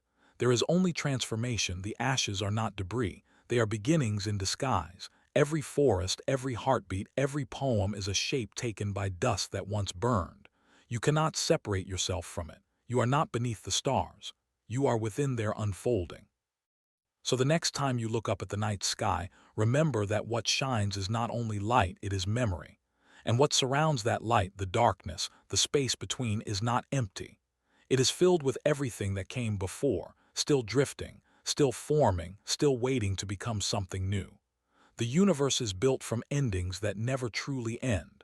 And you, as you breathe and think and wonder, are the proof. Let us wander deeper now into the journey of those ashes, not just the matter itself, but the legacy it leaves behind, the transformations it inspires across light years of silence. The ashes of stars are not scattered at random. They are carried on cosmic winds, pushed gently by radiation, guided by gravity's invisible hand. Some drift alone through the interstellar medium, while others gather in clouds, dark, cold nurseries where new stars wait to be born. It is in these clouds that the ashes become possibility, where memory folds into future, and the cycle begins again. Inside these dense clouds, atoms that once pulsed in the hearts of ancient suns begin to cluster. Dust particles gather, gas thickens, and temperatures drop. Deep within, gravity takes hold. It pulls everything inward, compressing, warming. And when the pressure becomes too much to contain, fusion begins once more. A new star is born not from nothing, but from the remains of something long gone. Around this young sun, a disk forms spinning dust, remnants of past generations, now forming planets, moons, comets. And so, the ashes of dead stars become the foundation of entire solar systems. Earth was shaped in such a disk. The atoms that make up every forest and river, every creature and cloud, once swirled in that circle of stardust. Through time and collision, those particles clumped together, melted, cooled, cracked, and grew. Iron sank to form the planet's core. Silicates formed the crust. Gases rose to build the atmosphere. Water arrived, perhaps carried on icy comets, themselves formed from stellar ash, frozen in the outer reaches of space. Even now, Earth breathes in the legacy of those early suns. The air we breathe, the minerals beneath our feet, the salts in our blood, they all trace back to a star's quiet end. But the ashes do more than build planets. They carry information. Locked within their structure are clues, signatures of temperature, pressure, time. When scientists study ancient grains from meteorites, they find isotopic patterns that tell them how hot a star once burned, how fast it died, what kind of explosion it experienced. These grains are not symbols. They are evidence, physical proof that the universe remembers its own story, one atom at a time. And every time we find one, we turn another page in the history of everything. In meteorites, those grains often go unnoticed at first. Embedded within the rock, they are smaller than dust, hidden beneath layers of material that have traveled for millions of years. But with patience, with care, with microscopes and lasers, scientists coax them into view. And when they finally emerge, often just a fleck of graphite or silicon carbide, they shine like tiny stars all over again. They have waited patiently, across ages, to be seen once more. Some grains are older than others. The most ancient date back over 7 billion years, older than the Sun, older than Earth, older than most of the galaxy as we know it. These grains are older than memory, older than myth. They are fragments of suns that lived and died in a universe still finding its shape. They are time travelers, survivors, the silent core of creation itself. And while much of this stardust has long since become part of planets, moons, or vanished into black holes, some still floats freely, moving between the stars like pilgrims. These wandering particles drift across the galaxy, passing through solar systems, brushing past exoplanets, sometimes pulled into new stars, sometimes landing quietly on alien surfaces. The Milky Way itself is threaded with this dust, a fine mist of old light and old endings. It shapes the color of the sky, the formation of stars, the chemistry of clouds. It is everywhere, though we rarely see it. Even the colors we associate with space, the pinks and purples of nebulae, the glowing blues of young stars, the orange of aging giants, are influenced by the presence of ashes. The light scatters through clouds of dust, is absorbed and re-emitted, changes hue. What we see through telescopes is not just light, but light shaped by what remains. The ashes of ancient suns do not just linger. They transform what follows. They shape how beauty unfolds. And so it is with us too. The past shapes the present in ways we don't always recognize. The stories of stars live in our bodies, but also in our thinking, in our reaching, in our need to understand. We point telescopes to the sky not just to see what is there, but to find where we came from. We touch moon rocks, meteorites, and grains of interstellar dust with reverence, not because they are rare, but because they are familiar. We know them, even if we do not remember them. We carry their signature in our bones. The ashes of ancient suns are not gone. They are not forgotten. They are folded into every moment, into sunlight, into seasons, into the color of a flower's petal or the spark in a child's eye. They are in the data that telescopes collect, in the winds that shape galaxies, in the warmth that rises from sunlit soil. They are not relics. They are ingredients. And as long as the universe continues to turn, they will continue to rise again, as stars, as worlds, as the quiet heartbeat of all that lives and moves and dreams. Now imagine standing in a field beneath the night sky, the ground cool beneath your feet, the stars turning slowly above. You feel the stillness, but above you, beyond the air, beyond the moon, beyond the curtain of clouds, the ashes of ancient suns continue their quiet journey. You do not see them fall, but they fall nonetheless, particle by particle, joining the soil, the oceans, the winds. They fall into rivers, into trees, into the breath of sleeping animals. And they do not fall alone. They fall into the story of life, as they always have. The stars gave more than light. They gave the very conditions for existence, a chance for matter to gather in complexity, to arrange itself into cells and thoughts and touch. Without their deaths, there would be no iron in our blood, no calcium in our bones, no phosphorus in our DNA. The energy of their lives became the substance of ours. And the still glowing shells of what they left behind continue to shape galaxies. Stellar winds, radiation, magnetism, all spreading outward like a final whisper that never truly ends. Even now, in the quiet corners of our own solar system, stardust lingers. The icy cores of comets preserve it. The surfaces of asteroids hide it.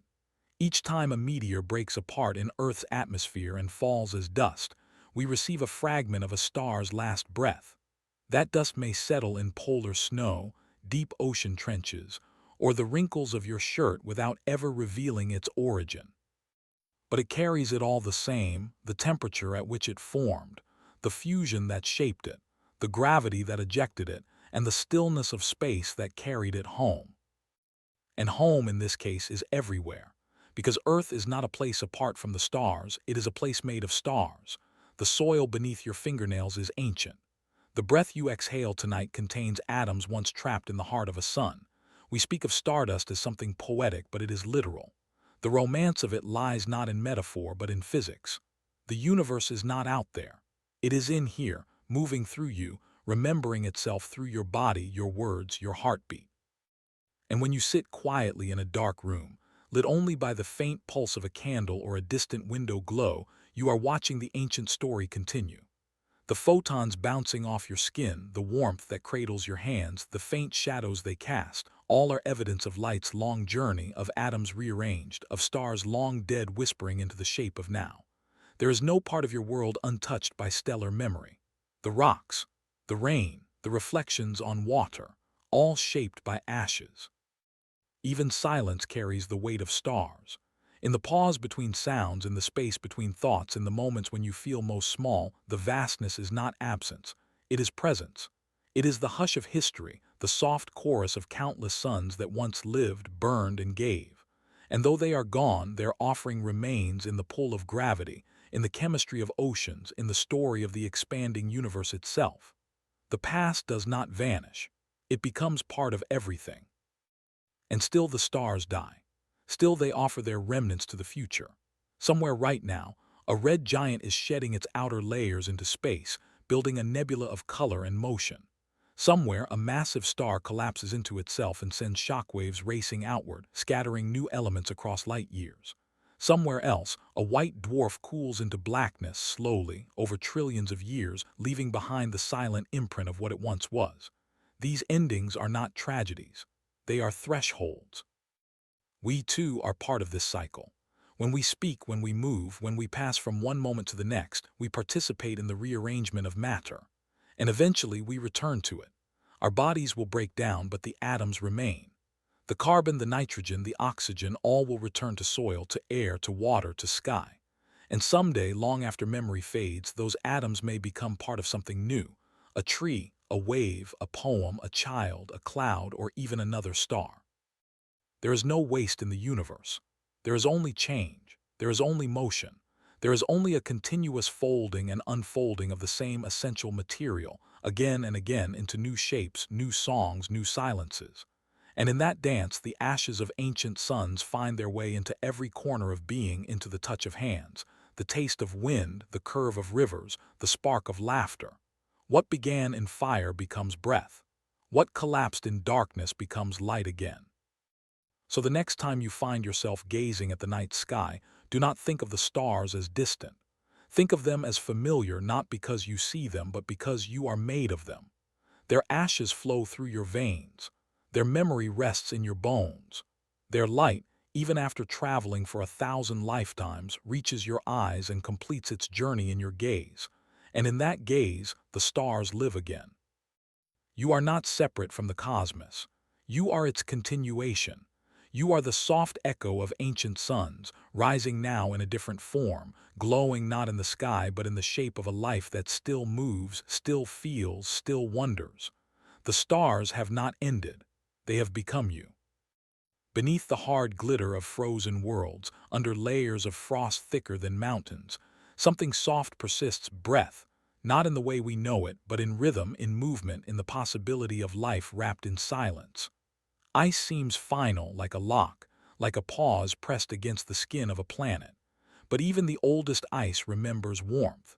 Even the stillest glacier carries motion. And deep below, where no sunlight reaches and no sound can echo, there are whispers of currents, of chemistry, of something waiting to be known. Across our solar system, ice is everywhere. It coats the moons of Jupiter, it sleeps on the rings of Saturn, it wraps comets like ancient blankets of memory. But nowhere is it more mysterious than on Europa, Jupiter's moon, bright as an eye, veiled in cracks like veins. Its surface is solid water, frozen miles thick. But beneath that crust, scientists believe an ocean lies deep, dark, vast. Not a lake, not a pond, but a world-sized sea, pressing gently upward, never quite breaking through. And in that ocean, shielded from radiation, sealed from the chaos above, could something be breathing? It wouldn't look like anything we know. No lungs, no lips, no sky to pull from. But breath is not always what we think. In the deep oceans of Earth, where sunlight dies after a few hundred meters, life still thrives. There are fish with glowing lures, worms with no eyes, bacteria that feast not on light, but on minerals from the Earth's hot core. In blackness they bloom. Where we would see nothing, they make everything. And so we wonder, could Europa's ocean, warmed by the tides of Jupiter's pull, hold similar marvels? Ice, after all, is not just absence.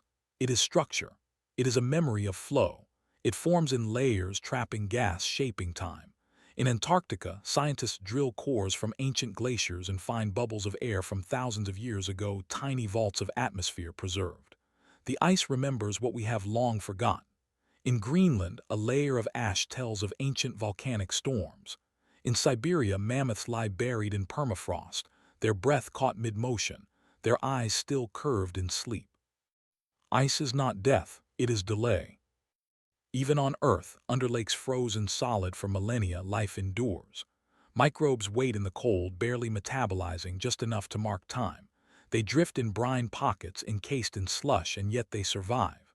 Some can reawaken after being frozen for tens of thousands of years. When scientists melt ancient cores, they sometimes release cells that still divide, still grow. Life, it seems, knows how to hold its breath. It knows how to whisper, even in the stillest silences. And if life can do this here in Earth's extremes, then perhaps Europa's ocean is not empty. Perhaps it, too, has learned the language of slowness, of deep, steady breath. No sunlight breaks through its ceiling, but volcanic vents at the seafloor may glow with heat. Around them, chemicals swirl: hydrogen, sulfur, carbon. The ingredients of life mixing in darkness like thoughts forming without words. Could there be creatures here, soft-bodied, luminous, drifting with the pull of tides? Could there be breath beneath the ice? Not of lungs, but of loops, cycles of intake and release, of energy and calm. In our search for life beyond Earth, we look to warmth, but we also look to water. And water hides in places colder than we can easily imagine. It pools beneath Mars's surface, trickles through comets, freezes in shadowed craters of the moon. Even Mercury, scorched by the sun, has ice in its darkest corners. Ice is a keeper of surprises. It hides not only matter but motion. In frozen places, the universe holds its breath, not in fear but in preparation. We know this from the way comets behave. They drift for eons in the outer solar system, frozen and quiet, until the sun pulls them close.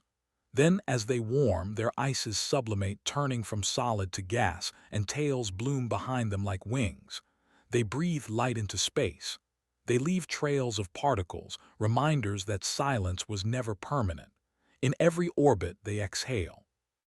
And some of that exhale, we believe, once fell on early Earth, seeding our oceans with water, and perhaps even the building blocks of life. So when we speak of the breath beneath ice, we are speaking of something ancient, something that holds its rhythm across time, across space, across unimaginable cold. It may not rise in visible clouds, it may not echo with voice, but it exists. In Europa's tides, in Enceladus's geysers which shoot salty spray into space from cracks in the ice, in the subsurface lakes of Mars, in the glacial hearts of comets. Breath, in the language of the universe, is persistence. And in that breath there is hope. Not the loud kind, not the bright kind, but a quiet trust in the resilience of life. A belief that even in places where light cannot go, something stirs. That even when frozen, the story is not over. That ice does not end a chapter, it preserves one. And someday, as we send probes and landers and sensors into these distant icy worlds, we may find not only data but signs of exhalation, of motion, of life in its softest, most patient form. So let us not fear the cold. Let us not look at frozen moons and see stillness. Instead, let us listen for the breath beneath ice, slow, ancient, invisible. A lullaby written in water and time, waiting to be heard. Let us drift beneath the crust a little farther, where the hush of deep oceans carries the weight of hidden stories. Beneath Europa's ice or Enceladus's fractured shell, warmth stirs gently. It doesn't rush. It hums. It presses upward not to escape but to cradle what waits. This is not the world of sunlight and sky, but of shadow and salt, a world where heat comes not from stars but from within. There, volcanic vents may dot the ocean floor, spilling warmth into darkness, drawing in cold water and exhaling minerals into silent bloom.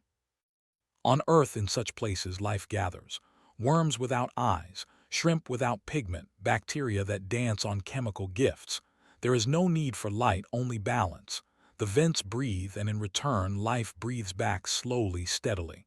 The ocean doesn't roar here, it listens, it pulses, it keeps its own quiet rhythm. And so we wonder, if this works here, could it work there too? In every droplet there is motion. In every frozen crust, the memory of water's softness. Ice may hide, but it cannot erase. Beneath Europa's fractured lines, the ocean shifts with Jupiter's pull, warmed by tidal flexing.